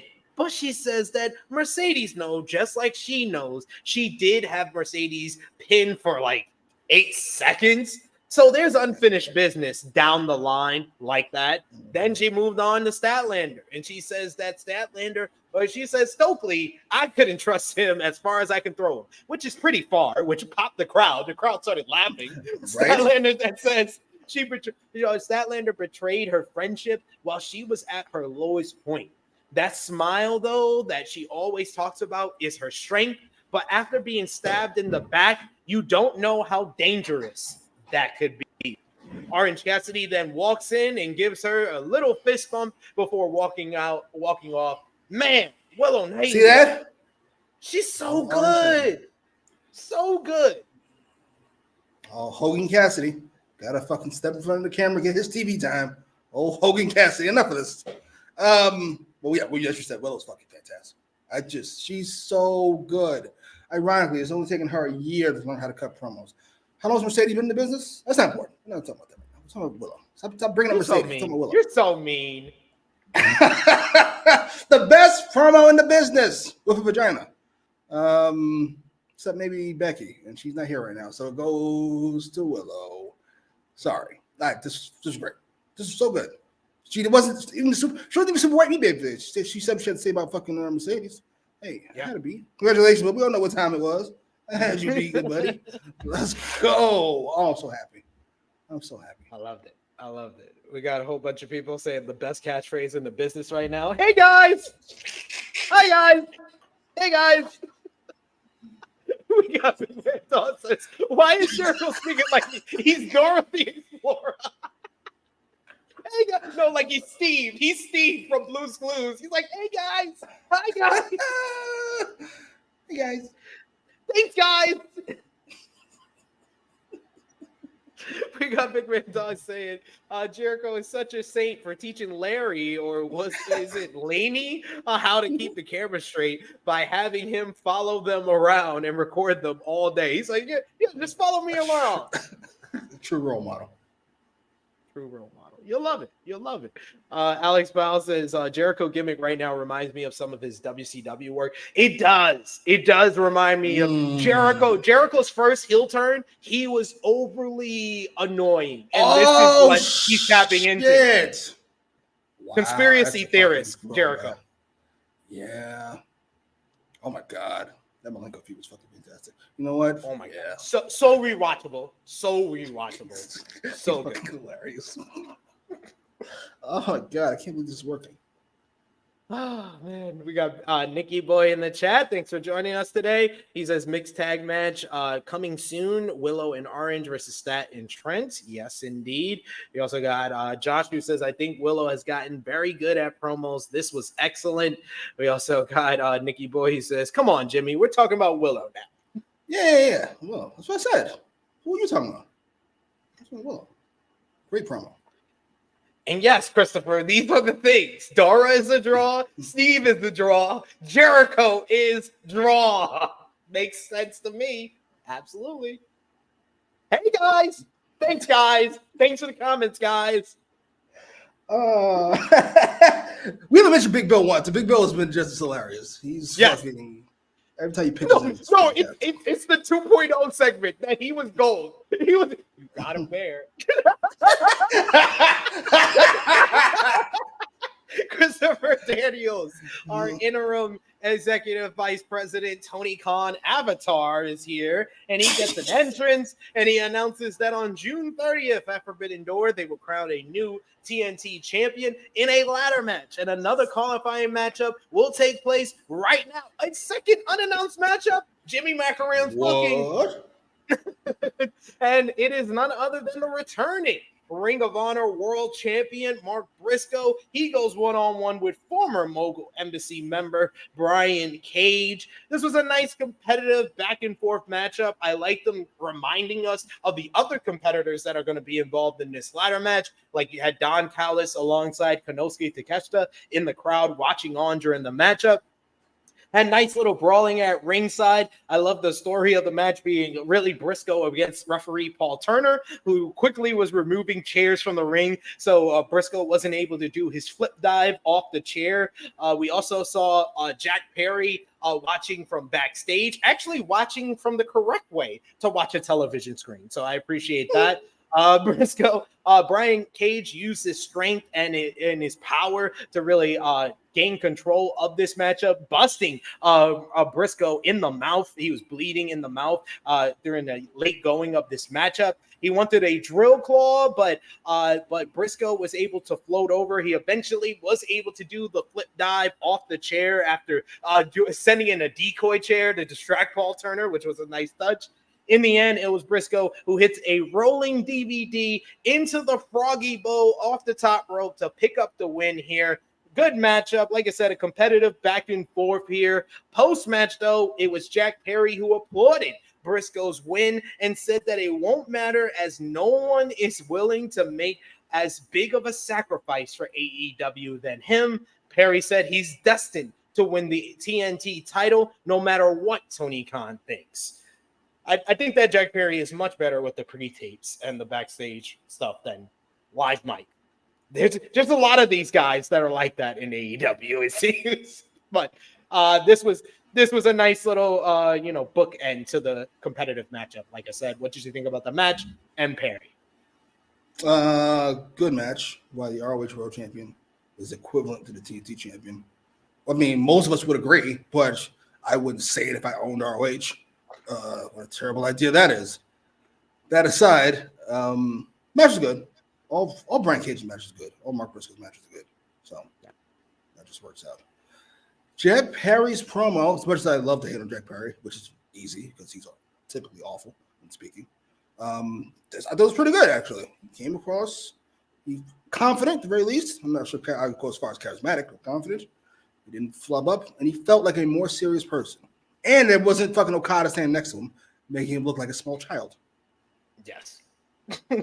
I hope that they kind of like let him have his kind of spotlight alone in the build up to Forbidden Door. If he is going to be in the ladder match, you gotta give him kind of separate spotlight where he's not next to the EVPs and Katsuhiko Okada, where he's always going to be viewed as the fourth guy.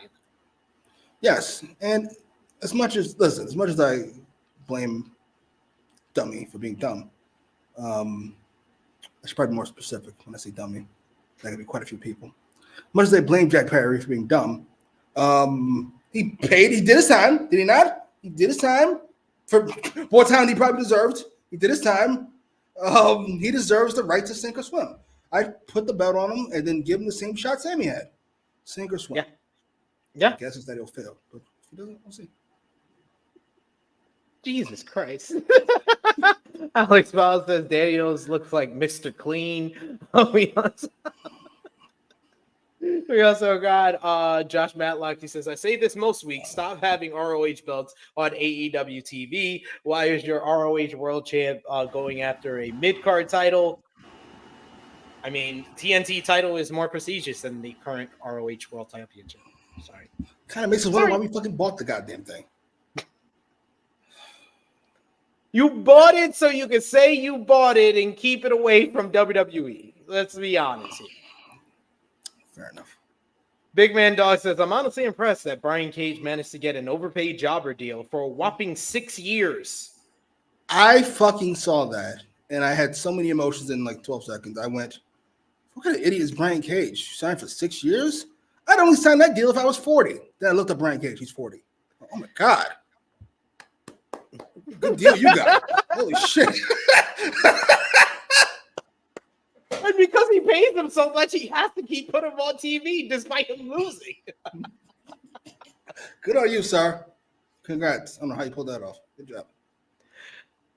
We got Nicky Boy. He says the scapegoat is the TNT champion we need. He's the TNT champ that we should already have. Like, I still stand by. They should have just handed him the title.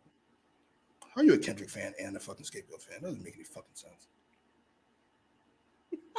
fucking Jungle Boy is the most Drake ass motherfucker on the fucking roster. Are you fucking serious? All right, that's enough. Anyway, let's move on. Drake ass nigga on the roster.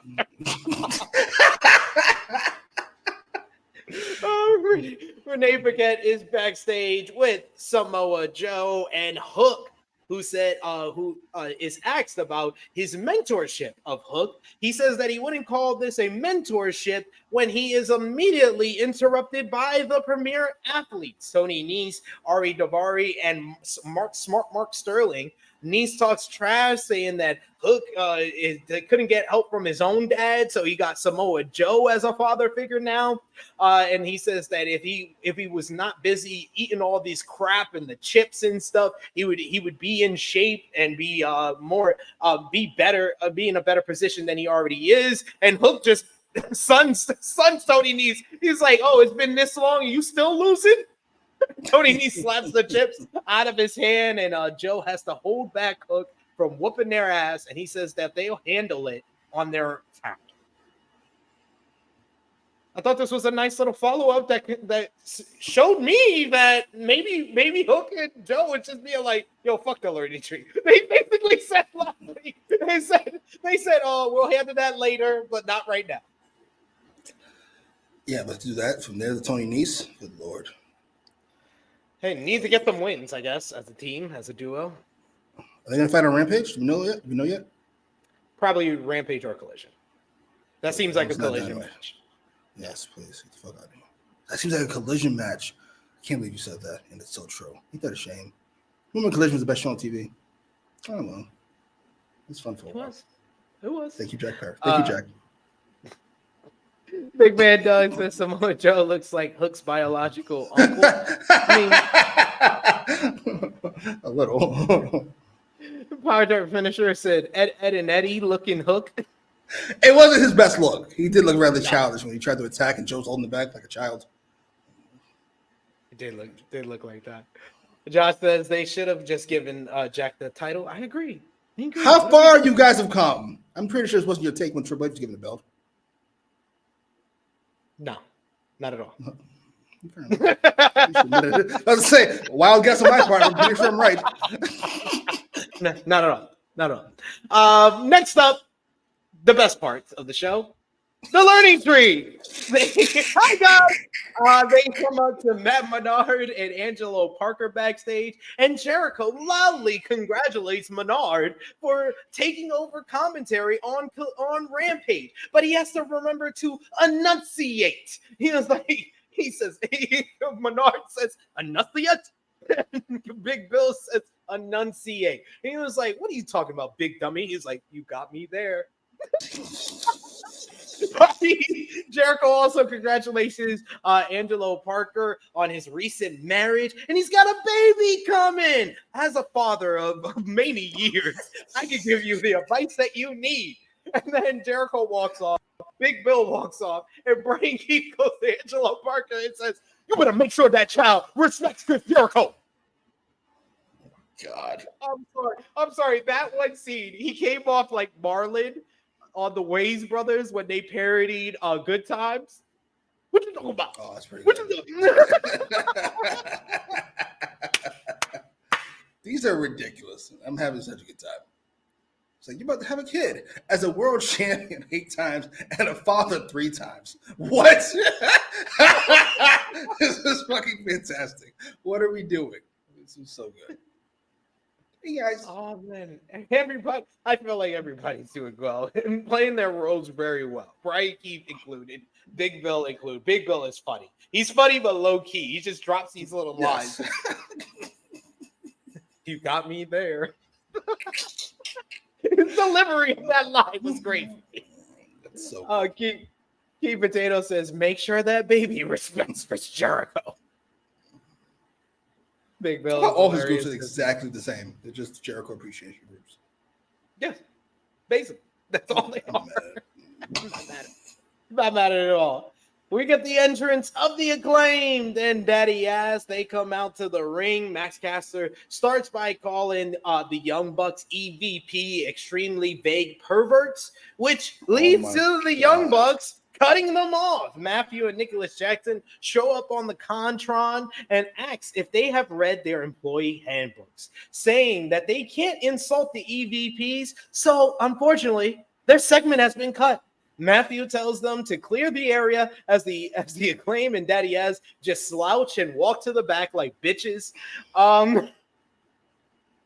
A few segments later, we head to the backstage area where the Young Bucks are backstage, and the camera's caught up with the Acclaim and Daddy Ass trying to barge into the Elite's locker room, but they have their own personal security that don't have AEW on the shirts. It has the Elite on the shirt.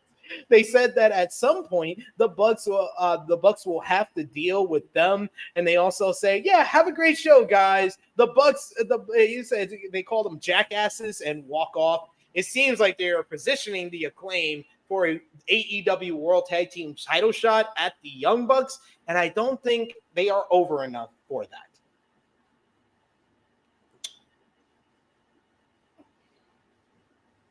I don't care either way. I'm sorry. I tried to give a fuck. I just don't. Listen, I'm glad we didn't get an Acclaimed rap. Fucking, what was it? Extremely vague perverts? Is that what he said? Yeah, extremely vague perverts. Ooh. Yeah, we're not. What are we doing? I have a question. How about we forget the segment? I have a better question. Has there ever been anybody as fucking average as fucking Matt Jackson have this much TV time? Ever. That was a wrestler. You can't say Vince Russo and people like this. A wrestler. I can't even imagine. Fucking below average at everything and gets this much TV time. It's fucking heinous. Fucking gross. I'm sorry. I'll keep it together. Below average wrestler, below average talker. Best thing he does is wrestle, and he's below average at that. Come on. He's not below average at that. He's not below average? No. He's not below average wrestler? No. He's not below average wrestler. In the ring, he's not below average wrestler. No. In this company, he's not below average. Okay. You changed the question. In this company. Listen, he's below average across the board as far as everything I've seen. But in this company, it's just definite. No. You don't think No, so? I don't think he's below. Hold on. He's an average. No, he's below average. What was the last pay-per-view? He's average. Yeah. What was that? Double nothing? 10 matches? Yeah. So that's 20 people, but there was a eight man, so that's 26, and there was a 6-man, so that's 30. That means he would have to be better than 15 people. He's better than 15 people? He's not. He's not better than Nick. Let's do it. He's not better than Nick. The acclaimed and Daddy Ass were on that show, so he's better. He's not better than Nick. He's not better than Okada. He's not better than Dragon. He's not better than Darby. He's not better than Dax. He's not better than Cash, but I'm not going to argue. We don't need Cash for the point. He's not better than Jay White. He's not better than Pac. He's not better than Penta. He's not better than Phoenix. He's not better than He's better than the Guns. He's better than the Guns. Takeshita, Orange Cassidy, Banks. Willow. He's better than Trent. He's better Orange than Trent. Cassidy. Who am I He's better than Trent. Oh, he ain't better than Swerve. He was better than Jericho. He was better than Jericho on that show. And he's not better than who for Ospreay? Roddy Strong. He's the 19th at best wrestler on that fucking card. Come on, man. How is he on TV this much? What are we doing? Oh my God. Come on, man. Knock it off. Get him out of here, good buddy. That might actually be a good call by Alex here. He says the EVPs and Okada versus Acclaimed and Tanahashi is the Forbidden Door match I can see happening. Yeah, you got to throw somebody from New Japan in there. Makes sense for Tanahashi with his history with Okada. A. Marie, who says 316 says, what are your thoughts on people who say that AEW is as bad as WCW 2000? I would say those people didn't watch WCW 2000. I love the. I didn't want to say it first. I was like, let me see what Jimmy's gonna say here, and that's exactly my thought. Those people were born in the year 2010. That's what those people are, and their knowledge of WCW 2000 is whatever WWE documentary they saw about it.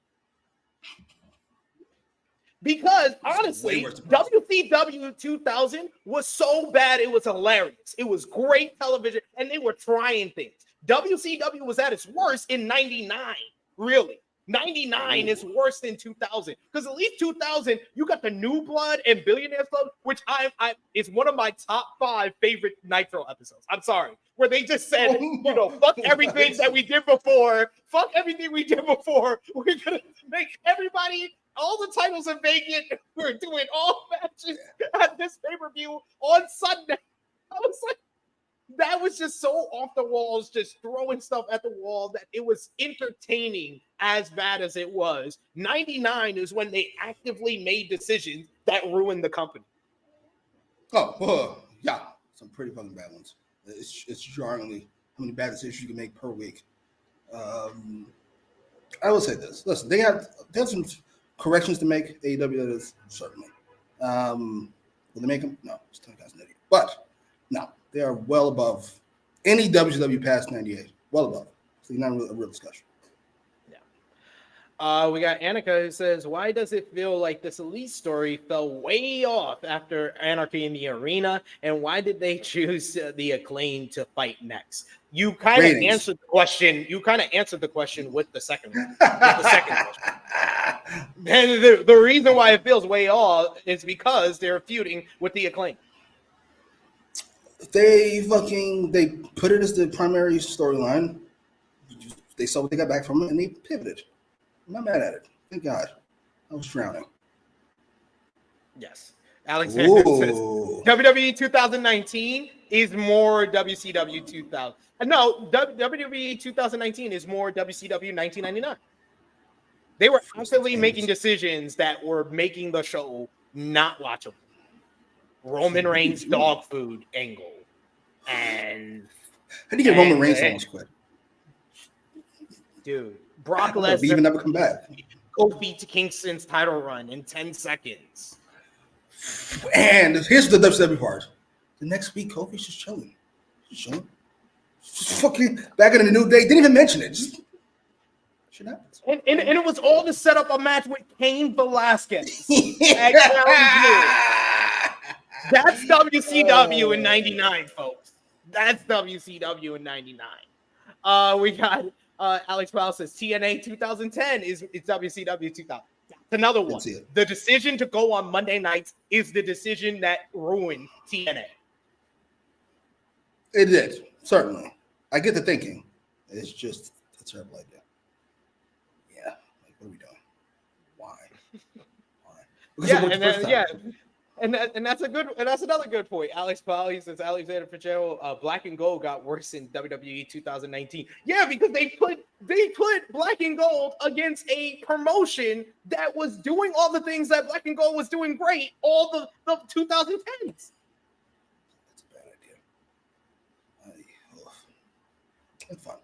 I gotta be honest. Yeah, bad as AEW can be, and I feel like it's mostly good. Like I don't know what the number we would give it. But like if we average all our fucking final ratings, a 7 probably for this year. Yeah, 7. Yeah, it's fine. Trust me. Watch you were there watching WCW. It's not close.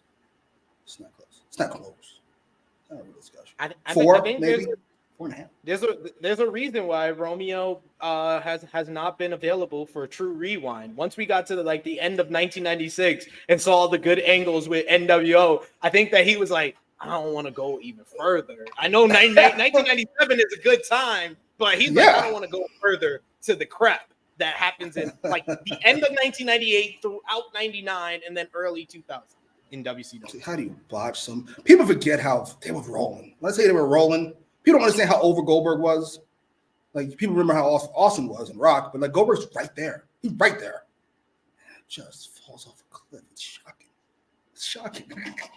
Oh, did you watch the episode of WCW?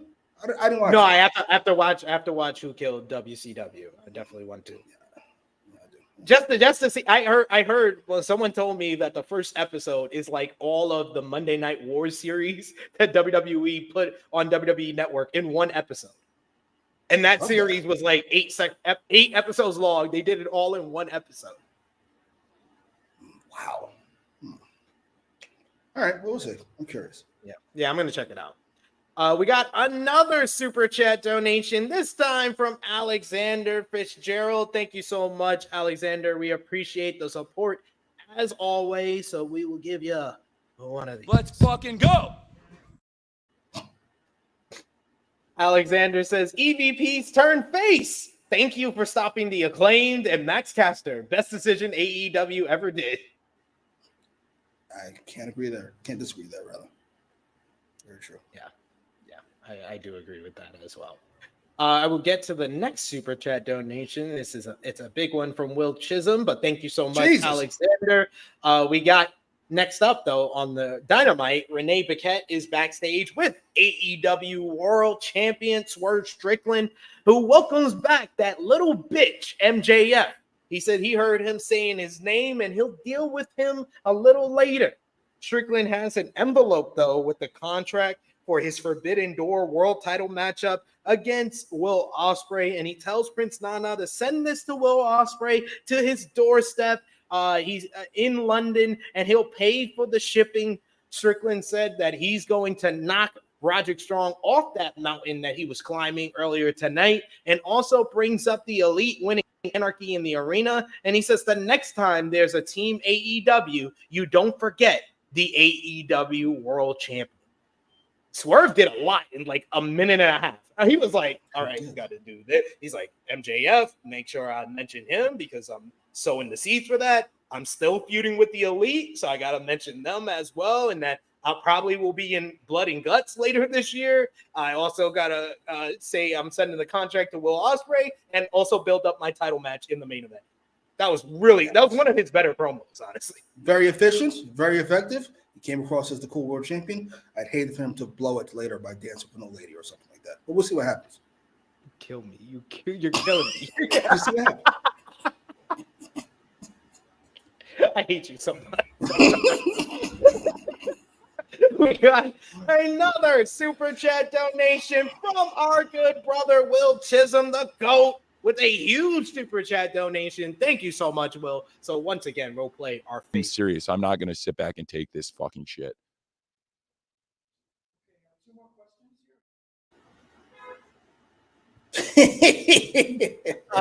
Will says, nice of the EVPs to cut the segment.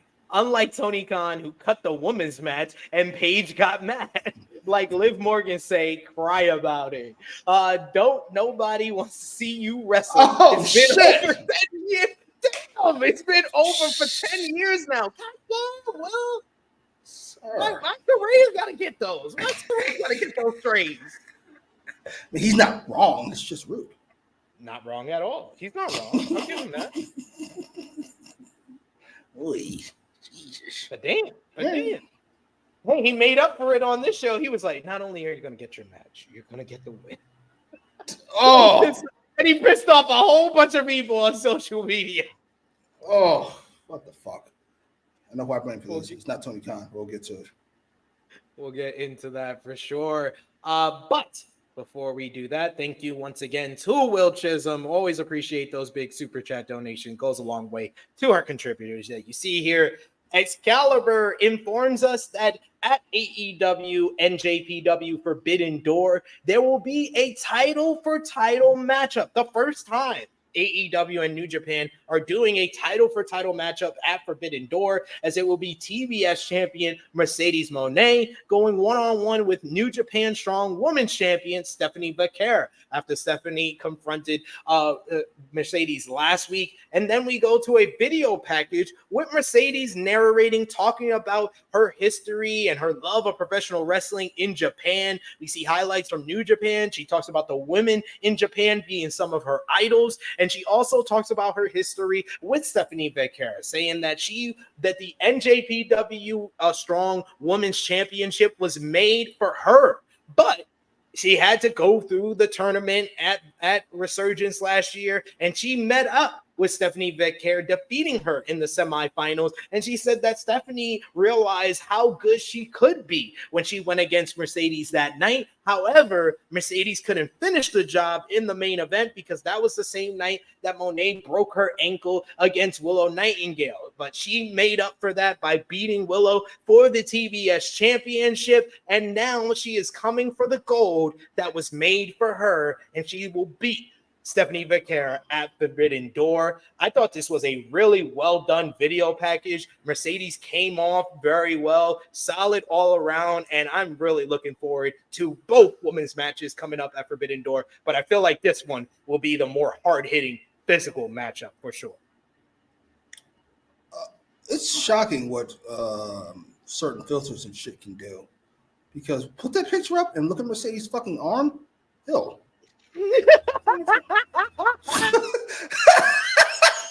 Whose arm is that? It's not Mercedes' arm. Oh, Lord. It's like, this is not the same person. that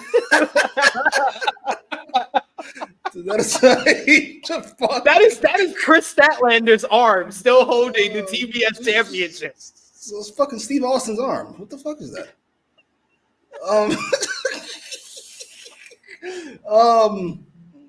But this is a good promo.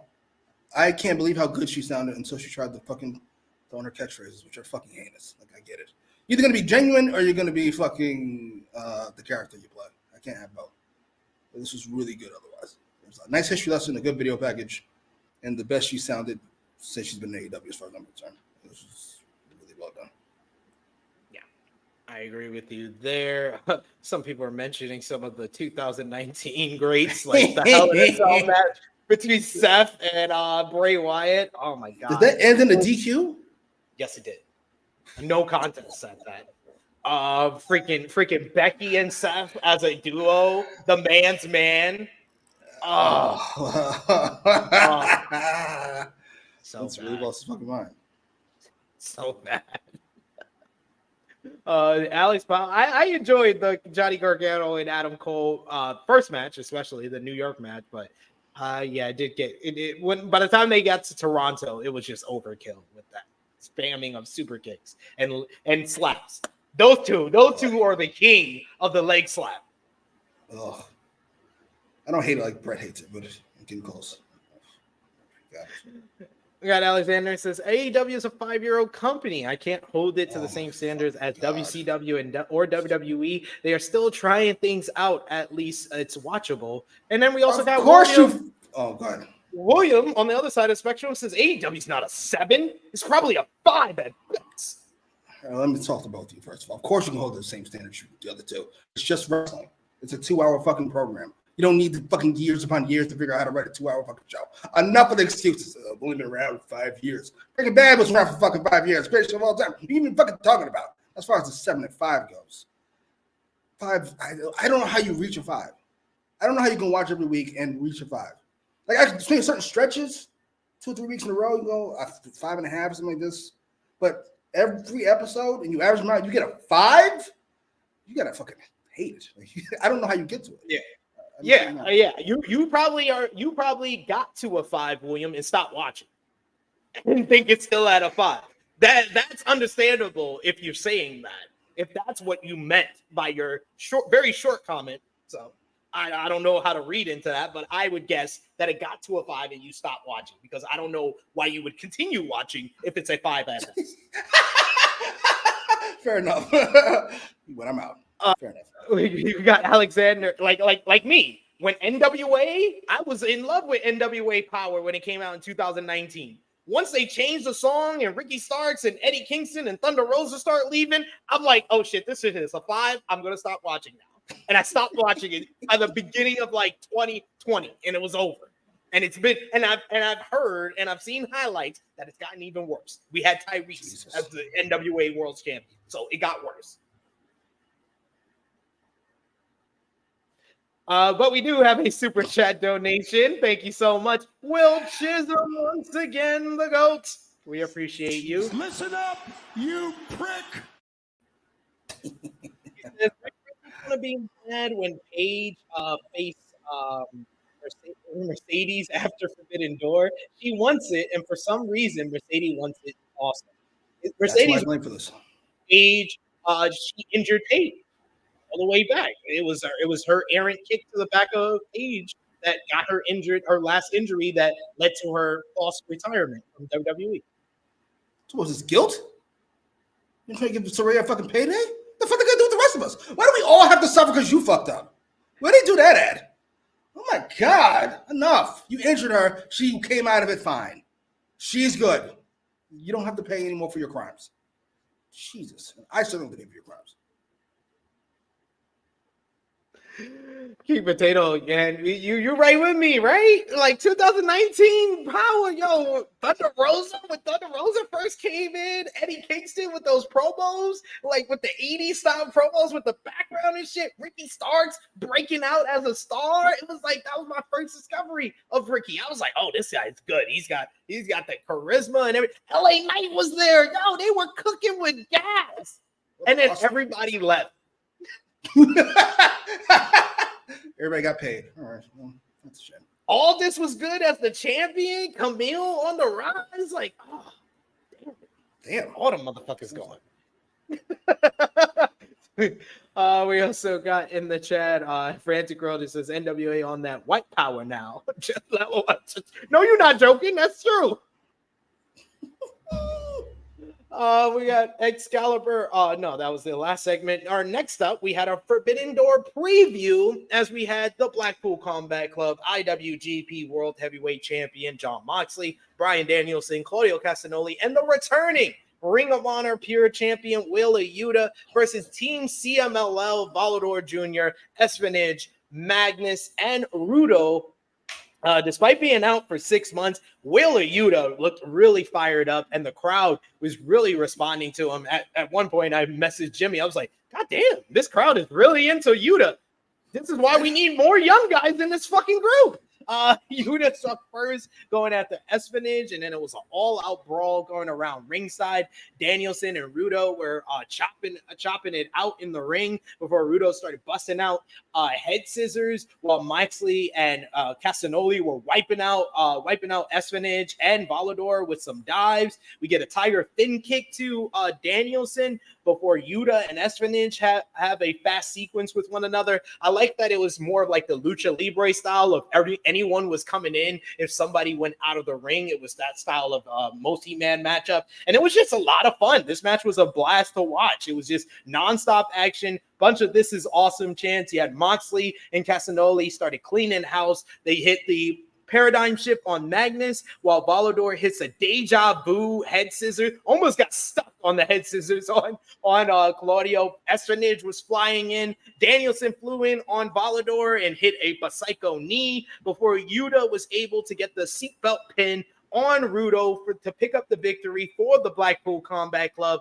Really fun multi-man matchup, and I liked Wheeler Yuta picking up the win, and we would get some storyline development within the Blackpool Combat Club later on in the night that followed up this victory, but the match itself was very good. What did you think? I have a couple of random comments.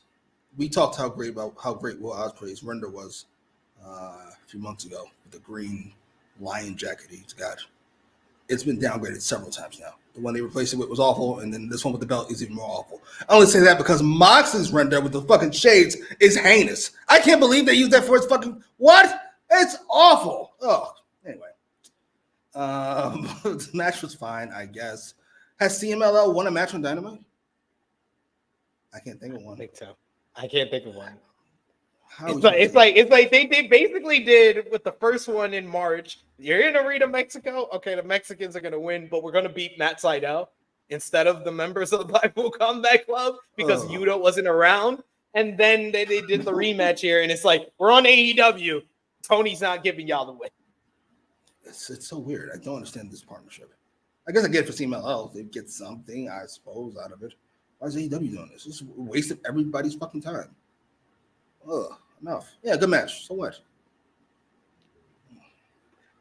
You got Big Man Dogs kind of echoing your sentiments, saying, why are we supposed to care about these CMLL guys when we have been taught that they're a bunch of jabronis who lose all the time?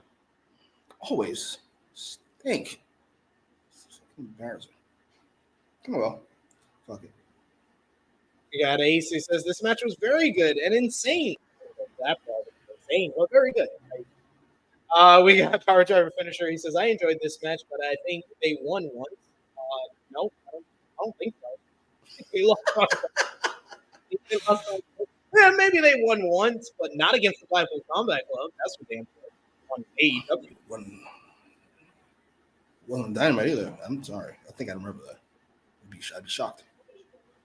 We got Frantic World who thought it was a very good, fun matchup. We also got Alex who says bring in Teton and Temporero for Forbidden Door. I love Teton. Teton's great in NJPW, so I would love to see him at Forbidden Door. He even had a good match with Chris Jericho during that whole stretch that I mentioned before where Jericho was really bad.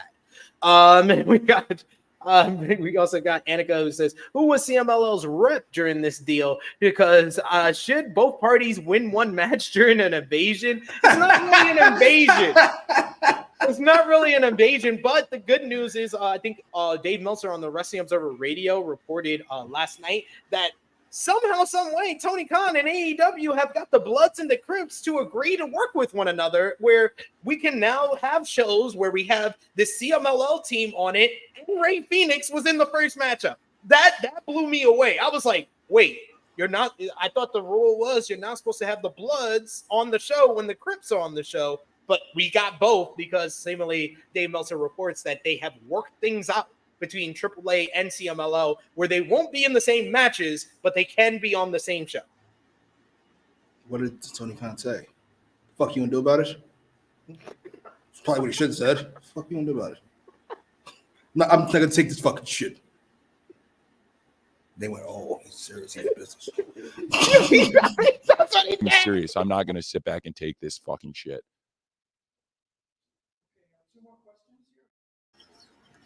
It's funny every time. he's like, okay, comprende. Oh man, but yes, he's gotten the Bloods and the Crips to work, so he's accomplished something in this deal. So we'll give him that. We got Alex that says Conan was behind the visa situation. Oh yes, when CMLL had to leave. Jesus, Conan strikes me as somebody who has ties. He's a little scary. No lie. Power Driver finisher. It was only Mystico. Only Mystico is the only person from CMLL that has won on AEW television.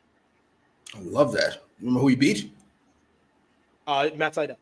Oh, Power Driver finisher says more Hechicero. Absolutely, Hechicero may be the person that I've become a fan most from this whole partnership between CMLL and AEW. But next up, the ratings draw. Chris Jericho's here, and he approaches someone in catering, and he helps them with the proper way to scoop food into a bowl due to his over 50 years of experience dealing with food.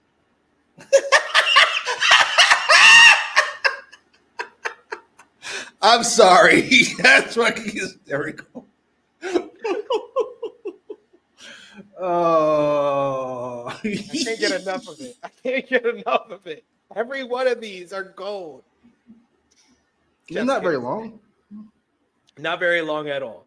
And I think that the 2.0 segment is foreshadowing that this person will probably be involved with the learning tree sooner rather than later, because you gotta complete loops, like I've been saying a lot on our podcast here, as we get a video package for Daniel Garcia. And he talks about growing up in Buffalo, New York, his serious car accident a few years ago. He talks about how life is too short to let opportunities just pass you by. And that's why he took the initiative last week to call out and challenge Will Ospreay for the International Championship. He says Ospreay can outgrind and outwork Garcia, but he says he doesn't have the same heart as Garcia. And that's why he's going to take that International Championship from him. I like the fact that they're giving him some character building, some way for fans to connect with him more after he was stuck in the mud, like he said last week. That was a very accurate promo that he did last week, talking about being stuck in the same place. But this is an effort to bring him out of that mud. Yeah, take 3 or take 4 on the Daniel Garcia project. We'll see how it goes. I thought this video was good. We'll see how it goes. It seems like they're building to the Ospreay title matchup a little bit here. I think that I said it on our Collision review that Ospreay before the matchup with Kyle O'Reilly was 15-0. Now he's 16-0. Next week would be 17-0. I think he should get 2 more wins before Forbidden Door, so he's at least 19-0 or 20-0 before the Forbidden Door matchup. You have short winner. Yeah, to end the streak. But you got to build up the streak a little bit before you get to it. And I like the fact that they can play with since the matchup at Forbidden Door isn't for the International Championship, there is like a 0.00001 chance that Ospreay could lose the International Championship before the pay-per-view. So I like the fact that they're booking him in title matches before the pay-per-view. That's true. Because they feel kind of worthless. Yeah. Next up, we get backstage. The Young Bucks are there where they bring in the Patriarchy. Chris Jericho, Killswitch, Nick Wayne, and Mother Wayne. Christian said that if there's anyone he could trust in making things right after AEW Double or Nothing, it's the EVPs. He says, you, like him, saw what happened. He was screwed out of the AEW World Championship, and he believes the Patriarchy deserves to have gold, and he demands another title shot. But Matthew says that they agree, and they all deserve gold. He says that he wished you can have a belt, and you can have a belt, and you can have a belt. But he said that they'll see what they can do now that Tony Khan is back and he's hired Christopher Daniels to stop them from giving their friend the championship. He says that they have to work around things, but they promise they will be happy. And if they continue to scratch their back, they'll scratch theirs.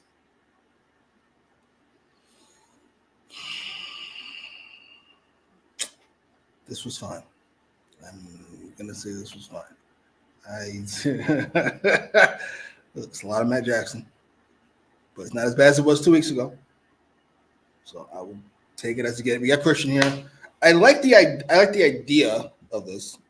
I don't know if I'm supposed to trust what the Elite are saying. I mean, they're right. Obviously, Tony Khan is back, but it did feel rather, I don't want to say blow offish, but kind of like we're done with Christian. No.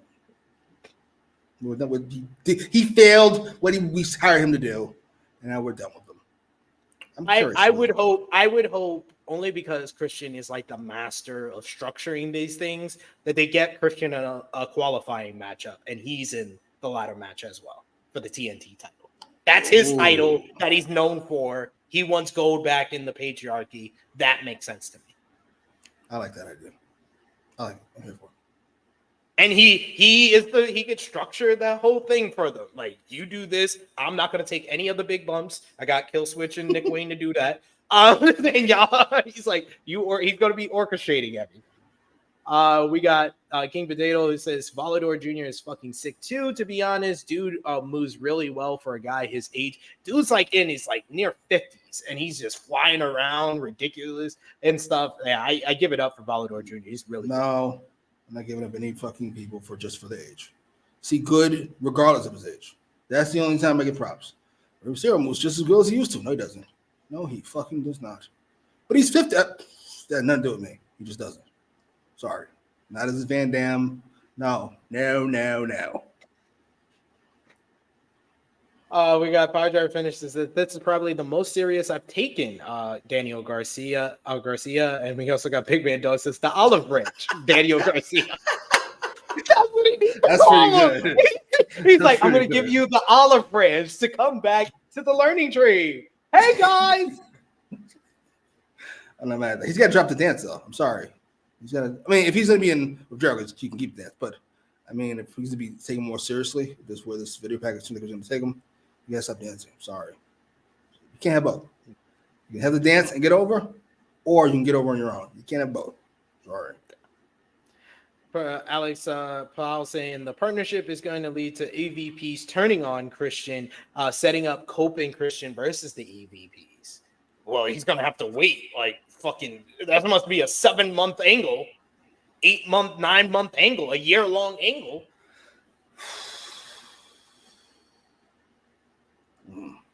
Yeah. I'm not sure I love that anyway. We also got Big Man Dogs who says, I hope the young guys in AEW recognize that Christian is the guy who they need to idolize and model themselves after. Absolutely. Certainly. Fucking great. Christian is the... Oh, sir, what the fuck are you babbling about? Well, I said nothing about CM Punk. Oh, because I didn't say... Well, hold on, sir.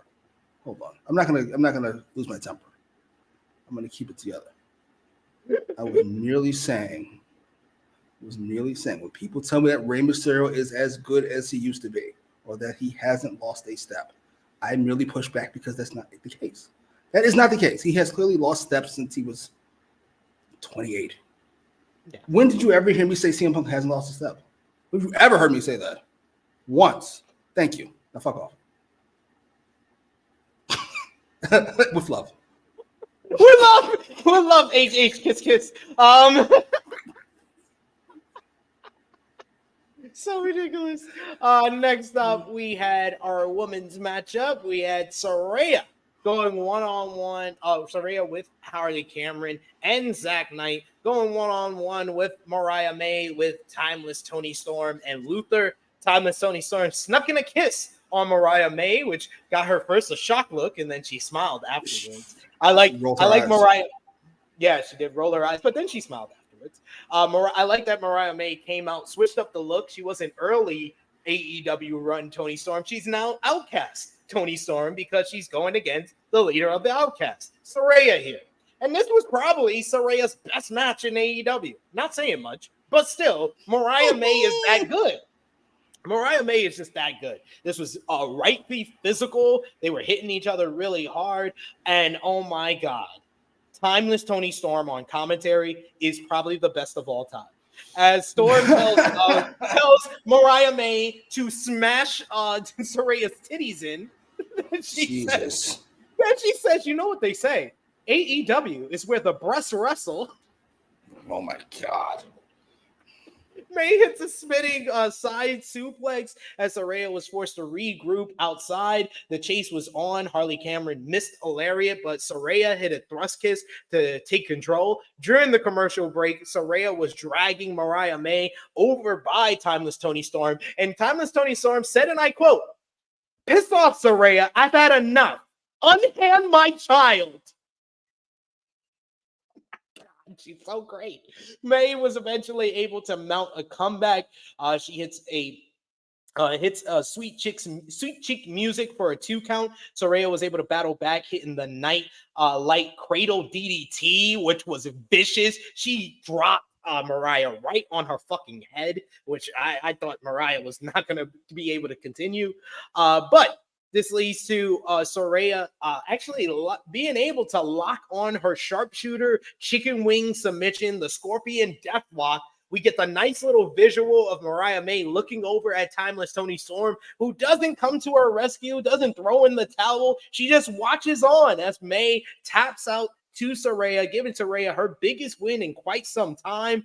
After the matchup, Timeless Toni Storm rushes into the ring to protect Mariah May and check on her, but the Outcasts attack. Saraya and Harley Cameron lay the boots to the baby faces before Stardom's own Mina Shirakawa comes down to make the save. She cleans house and then comforts her best friend Mariah May as Timeless Toni Storm looks on and sees May go at the bosom of another woman. This leads to them staring off, previewing their big matchup coming up at Forbidden Door for the AEW Women's World Championship, which leads to Mariah May hugging both women, bringing them close to her bosom. The match graphic then flashes for Mina and Storm's matchup coming up at Forbidden Door, and then each woman battle and do a hugging tug of war, trying to bring Mariah May into their bosom. This is the type of content I needed. I'm sure TBS fucking loved it. I'm sure the sponsors loved it even more. whole bunch of talk of titties and breasts and women fondling at each other's bosoms. This is the type of content we needed, even though Taz was demanding. What the hell is going on? Yes. I enjoyed it. I'm here for the ridiculousness. I'm sorry. I'm just here for it. It's so over the top. The match was good. The post match was so ridiculous. Not nearly as many people were upset about Saraya as they should have been. She just beat Mariah May clean via tap out. What the fuck are we doing? That's what Taz should have said. Then what the fuck are we doing?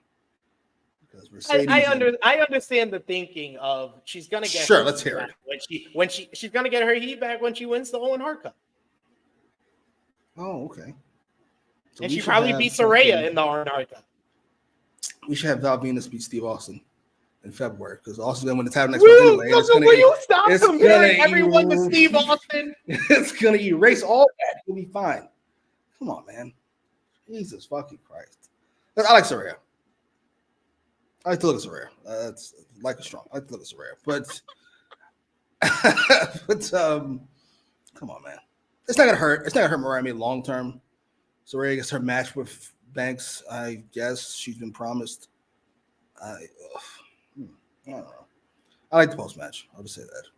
I get why some people might not like it if you're a super purist wrestling fan. Same people that hated Dom and Liv. I love that. I love this. I love ridiculousness in wrestling. I just do. Sorry. Just do. Yes.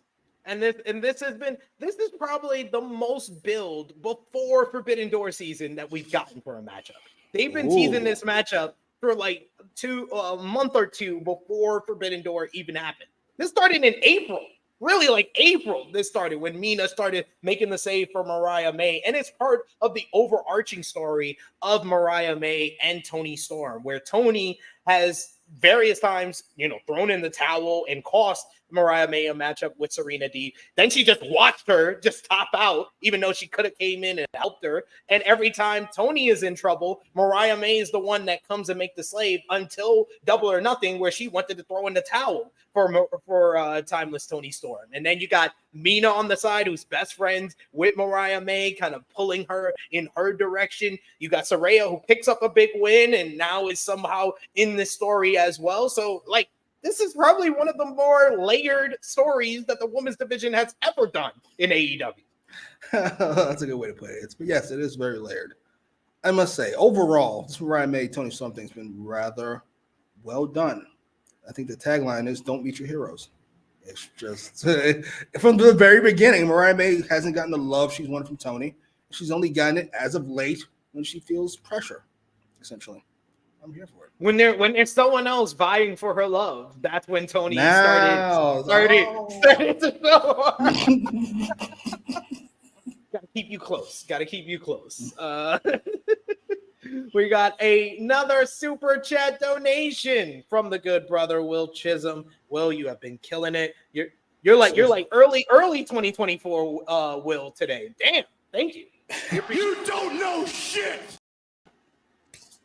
Yes, he does. Don't say that, MJF.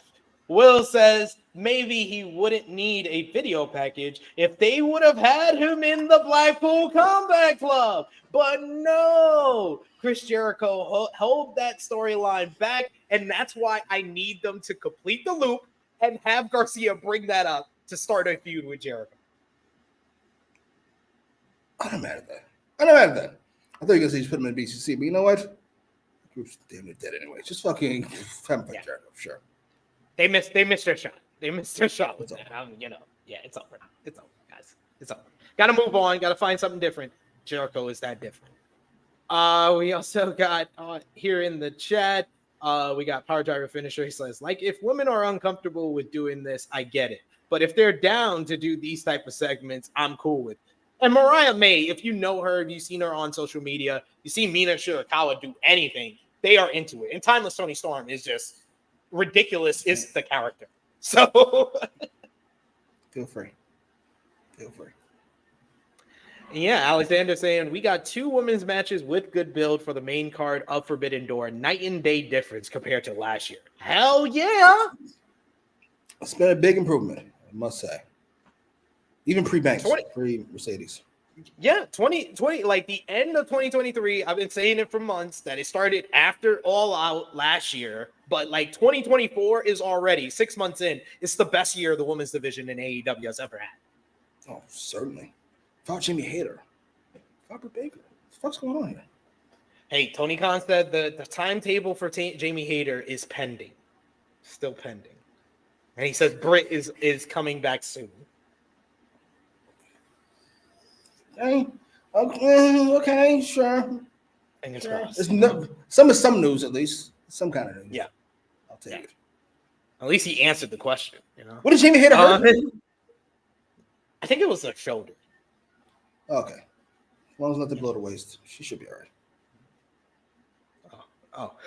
right. We got Power German. We got Power German Finisher. He says the length of the Toni Storm storyline with Mariah has been going so well, in my opinion. It's going fine, just coasting by in a way. Yeah, it's coasting. It's coasting by, but it's also progressing in little ways. Yes. We're seeing little story beats that where this is eventually going, and they are setting it up nicely along the way.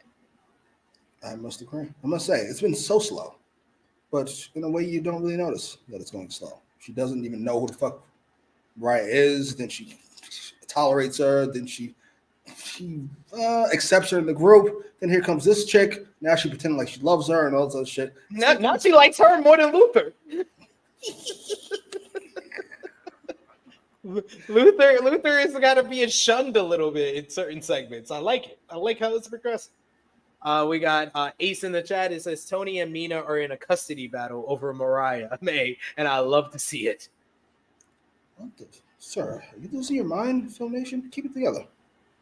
Keep it together. Keep it in your pants. More importantly. Yeah. Sorry. Big Man Dog says, I would say it's the good year the AEW women's division has ever had. They only had like 2 people I cared about at a time before this year. But this is like the most active rivalries and stories that we've had going on. You got Mercedes and Stephanie Becerra.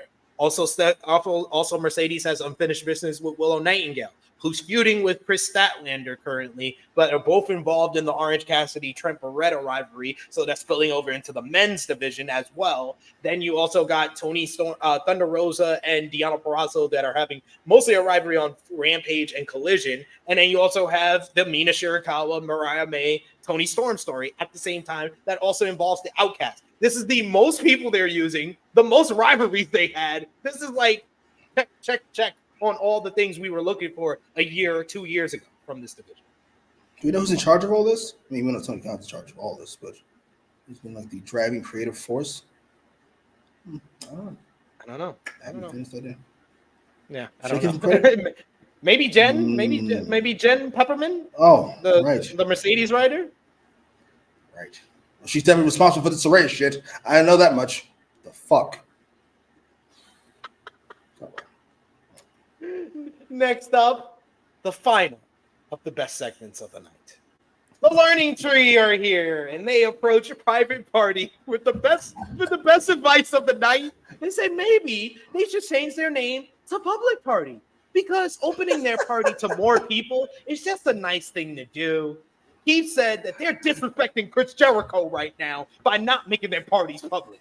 But private party said that they are good on all of that. But Jericho then invites them, the private party, to TV time with the Learning Tree next week. Bye, guys.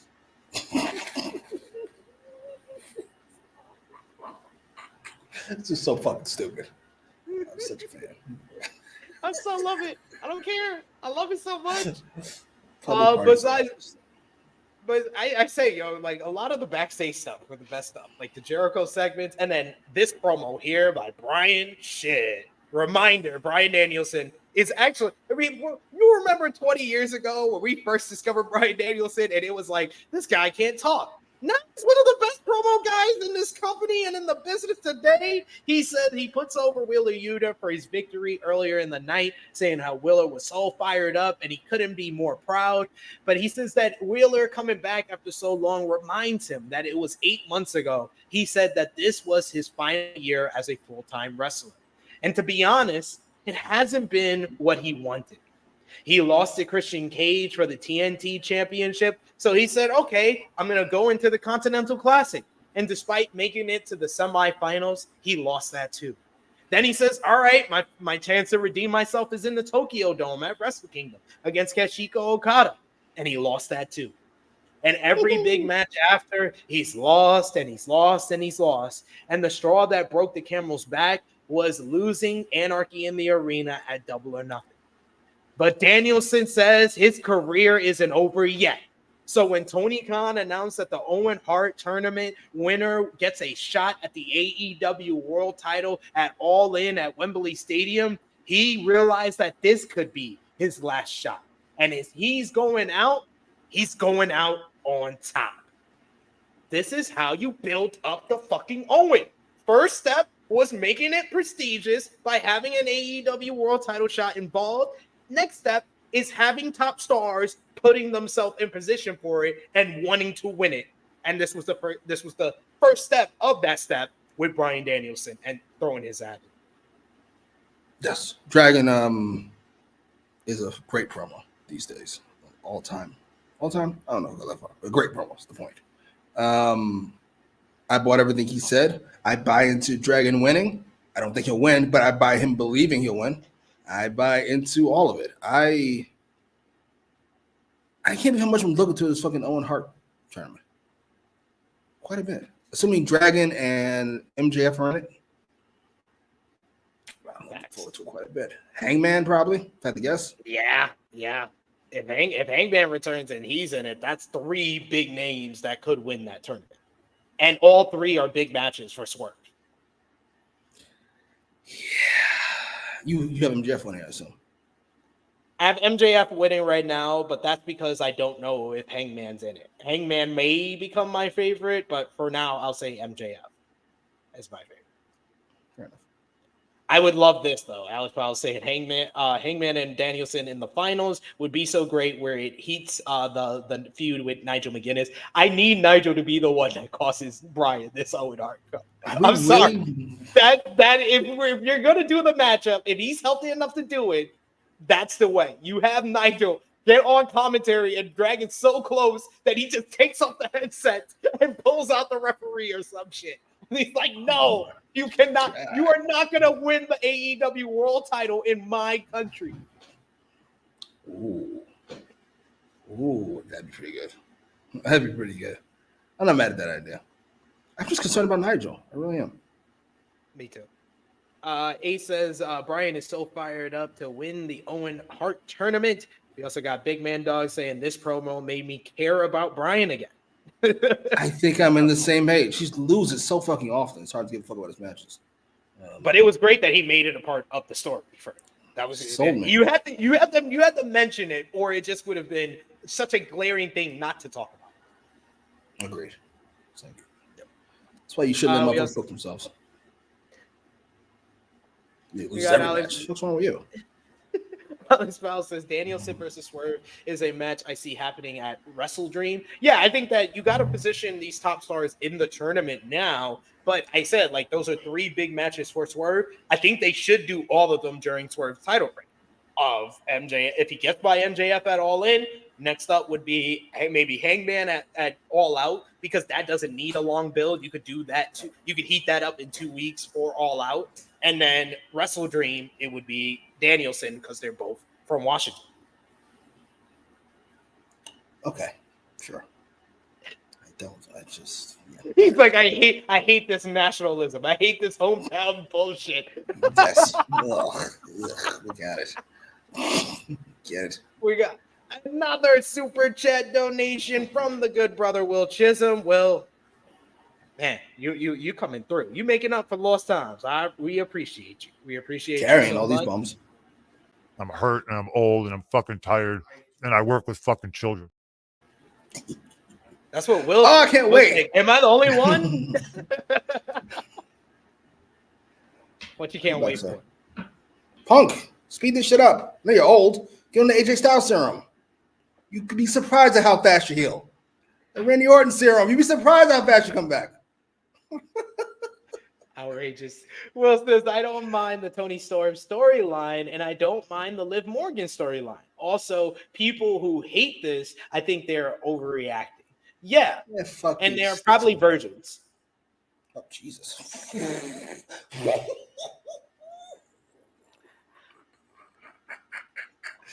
I do get that vibe. Does he have a wife at home? Are you fucking serious? Oh my god. Jesus. Weirdo. Oh, I'm so disgusted. Oh, that would be a great final for the Owen. MJF and Bryan in Calgary. You gotta go to a draw, right? Yeah, go through a draw and in 5 more minutes, and then MJF cheats to win. Please. Oh man, that's great. That's great. Oh man, yeah, that's also a good point. If Ospreay wins the title, she says, no, Annika says, so not even going to lie, Ospreay versus Danielson for the title would be great. That would be the only way it would get a higher star rating than if it's for the AEW World Title. What did it get last time? 6. I don't care what teams. Don't tell me. I don't know. Oh, jeez, I know it's gonna be ridiculous. I tried to stop myself. God damn it. Main event time. Roderick Strong challenges AEW World Champion Swerve Strickland for the title. They got a big response for Swerve here in Denver. He had a lot of family out there as well after the filling out process. Yeah, we saw the white lady in the crowd. It's not his family. Will you stop? Oh, Will you stop? We got Strickland, who picked up the pace early with a headstand, head scissors, dodging the jumping knee. He tried for the house call very early on, but Strong was able to take a powder out to ringside. Both men started trading corner shots back in the ring. Strickland flied through, hit a big drop kick to the knee. Strong took a hard buckle, but Matt Taven ran distraction enough for Strong to capitalize and recover, hitting a backbreaker across the top turnbuckle, which looked vicious. Taven and Bennett were talking trash, saying, "That's the Messiah of the backbreaker. He's a wrestling legend." Strong hit a nice little baseball slide, only for Swerve to catch him and catapult him into the ring post. Strong gained control during the commercial break, targeting the back and the spine of Strickland, hitting a bunch of crazy backbreakers. He fired off a desperation Swerve stomp, though. Swerve to regain control and reset things. He hit the leaper and uppercut off the ropes and did his nice little dance. He followed up with a rolling flatliner and a brainbuster for a near fall. He tried for big pressure, but Bennett was able to distract, which led to Strong trying to gain control, but Strickland was able to hit his powerbomb, power slam combo for a near fall. Taven and Bennett ran distraction at ringside. They caught Strickland on a dive, which led to Strong pushing him into the ring steps and then hitting the end of Heartache on the apron, with Swerve hitting the back of his neck real hard. That was vicious.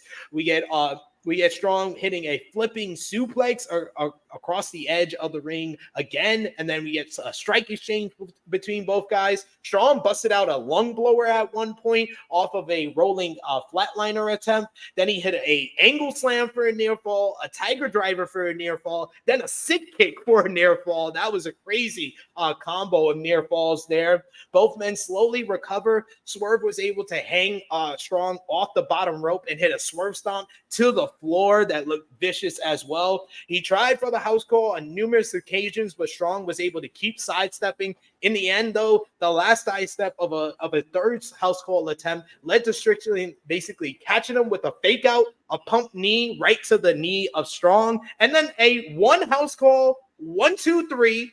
That was it. I was shocked. Swerve Strickland picks up the win, retains the AEW World Championship. Commentary confirms that Strickland will not have to defend the title from here on out. It seems that they say it's official. It will be Strickland defending the AEW World Title against Will Ospreay at AEW NJPW Forbidden Door. And then, like we've been saying all day, we get the great visual to end the show, the wholesome moment of the old white lady in the front row doing the Swerve dance as Nana dances with her and Swerve poses. That's my cool ass world champion, absolutely. What did you think? The wholesome moment. Will you stop? Rock doesn't have wholesome moments in 99. There's no wholesome Rock moments. He's a cunt. I thought this match was great. I thought Strong was really in his bag, really performing at a high level, and Strickland has been his usual best in the ring since becoming AEW World Champion. Great main event, in my opinion. What did you think? Really good main event. I can't quite go great. Really a great match. I can't call it a really good main event because Roderick Strong's not a main eventer. Sorry. However, I thought this worked mostly. I thought Strong was his usual fantastic self. I thought Swerve was really good. He's cut down on the fucking. It's not silly. What would you call that fucking Swerve stomp he does? Embarrassing for the motherfucker waiting. We'll call it. He appears to cut back on that. Instead, he did one to the outside, which looked great. And I think the house call is much better for our finisher. It just looks clean. I love Dance with All the Women. Well, I don't really dance, but I love being with all the women. I think she's a bit too old, sir. I'd say the cutoff point is probably 50. Maybe even 55. What is she? What do you think? Who, that old lady? That old lady had to be in like her 70s, 80s. Yeah, too much, I'm going to say. I know she's white, Swerve, but I think you can find somebody else. A little closer to your age, maybe a little darker. Or not. Listen, I'm not knocking you. Do what you want. Just keep it to yourself and out of your reps. Yeah, this is all really good. I don't know about it closing the show, but it was really good. I would have closed MJF, even though it's a fucking pull-apart brawl with fucking Rush, of all people. Sure, his equal, absolutely. So do you 60? I'm not mad at 60. Sorry.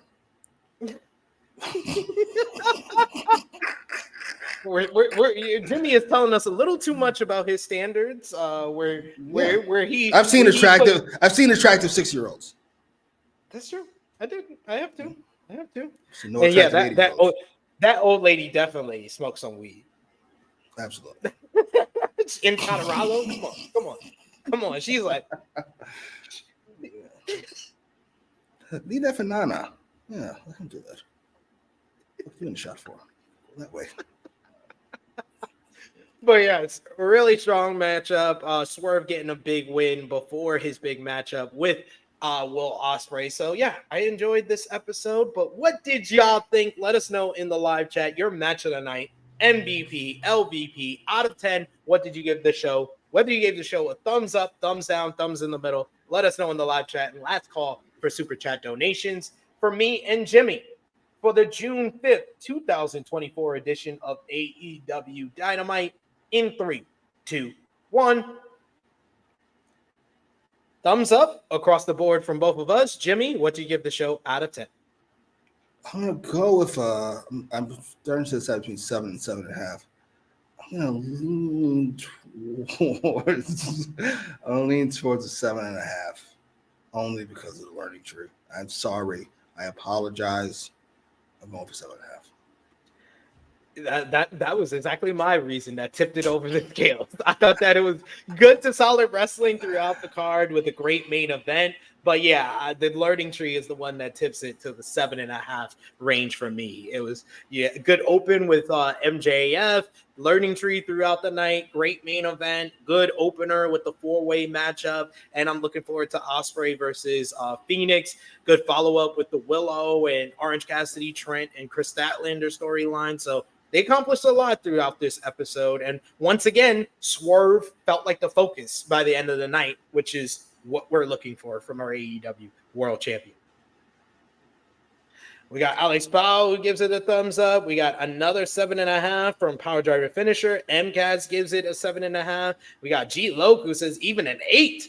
We also got MVP for Jericho from Power Driver Finisher. Who is your MVP for the show, Jimmy? I'm gonna go Co's. Done that way too often recently. I'm gonna go Jericho and Willow. Willow, a fantastic promo. Jericho was hilarious all night. Yeah. I will go with MVP, but I'll keep it in the same group for the Blackpool Combat Club. They pick up a win. Wheeler's back, which is good, seeing that he was over so well. And then Brian's promo was fantastic. So I give it to the Blackpool Combat Club for this one. I'll find a way to give them some praise. Honorable mention, though, to all the women in the Saraya, Mariah May, Mina Shikawa, Timeless Tony Storm. Timeless Tony Storm, the best commentator in AEW. Your LVP for the show, Jimmy. Wait. That's a little more difficult. I might go with fucking Jen Peppermint, whatever the fuck her name is. Putting over Saraya. Tony Khan for signing off on it. And fucking Sasha for pushing it. I give them all LVP. But you know what? Oh, I see Trent. That's not bad. I give the Swerve the fucking dance with the old lady. I'm going to go with Trent. I like Trent as a pick. He's just so out of his depth. Everybody in that thing feels like a bigger star than he does. Willow, Orange Cassidy, fucking Statlander, Stokely, all of them. I got to agree with Frantic World and MCAS. It's the Acclaimed. The Acclaimed, man. Just the downfall of them, just not as over as they used to be. And then they got their segment cut, and they got sunned by the Young Bucks. So yeah, they're LVP, and they should not be in an AEW World Tag Team Title program right now. Not right now. They're just not wait for it. And they feel like they're dragging this elite storyline that was the main event storyline just a few weeks ago down. It shouldn't have been. It's like Damian Priest. It shouldn't be in that spot. So we're taking it out of that spot. Sorry. Now, should it be with the Acclaimed? I don't know about all that, but not in the main event spot. Sorry. Okay. Match of the night, I'm going to go with Swerve and Roddy. Yeah. That's probably the best match. All right, that brings us to a close on another edition of AEWramble. You guys have been awesome in the chat this whole time. 15 super chats and all the comments that made us laugh throughout the show. We appreciate. That's why we went a little bit longer than we usually do. Big Man Dog saying Matchcaster needs to join the learning tree and talk about how he cut out the negativity from his life. It's gonna be the new right to censor. I'm here for it. Matchcaster cut the negativity out of his life. Oh my God, that's fantastic. And then Public Party joins the learning. I'm here for it. Oh man, this is great. Yeah, Public calling himself Public Party after being a private party is Godfather going to Goodfather. That is that type of level of change. Jimmy, let everybody know where they can follow you on social media, when they'll see you again, brother. What you got going on your channel?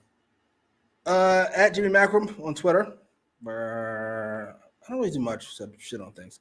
At Jimmy Macram on YouTube, where we watch television shows and movies, including Atlanta of SP3.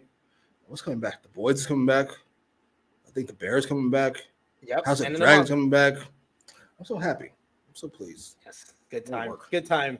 Good month, June, because I got Power tomorrow. I got Bear at the end of the month. Good times. Hey, Tariq might die, so you might be happy soon. But yeah. But yes, go over and check out the True Hill Heat Sports and Entertainment YouTube channel, where we got our Power Book 2 Ghost Season 4 preview with myself and Miss Chrissy Love talking about the upcoming season. We'll be reviewing the episodes starting, I believe, on Monday of this week. We'll be doing our first review. Monday, Tuesday, we'll figure it out. We'll let you know. We'll keep you updated on the socials, where you can find us at True Hill Heat, Facebook, Twitter, Instagram, TikTok. You can follow me at True Heel SP3, the Twitter handle. I'll be back on YouTube at 9 p.m. Eastern Time for our ROH review over on Fightful. My official job at Fightful starts tonight. Me and Kate will be reviewing the Ring of Honor episode from tonight, and I will be giving you my top 5 Nigel McGuinness Ring of Honor matches, because we're not going to be talking about the show much because there's not much to talk about on that AEW Dark replacement. But also, so you can support us at patreon.com/True Hill Heat, $3 a month. ProWrestlingTees.com, foryourwear.com. Get your True Hill Heat merchandise and check out all the great content we got on the channel, like all of our shorts for Raw this week. That did like 6,000 views. Some people are still watching our review of Raw short from last week with Dom kissing Liv. 34,000 views on that short already. So shout outs to Chris G's. Check out all the shorts that he's doing with reviews of NXT, Impact, as well as WWE Raw over the last couple of weeks. Go over and check that out. And yes, we want to say thank you all for hitting 1 million views on the channel. It was crazy this week with all the views for our Raw reviews that we went over the 1 million mark as far as views on the channel. So thank you so much for all the support. We always appreciate y'all for that. But until next time, I will be back with you live tomorrow at 1:05 p.m. Eastern Time with our NXT Battleground preview. So join us for that one. But for Jimmy Macram, it is me, your True Hill Phenom, SP3. This has been AEWramble, episode 149, where the breast wrestle. We are signing off until next time.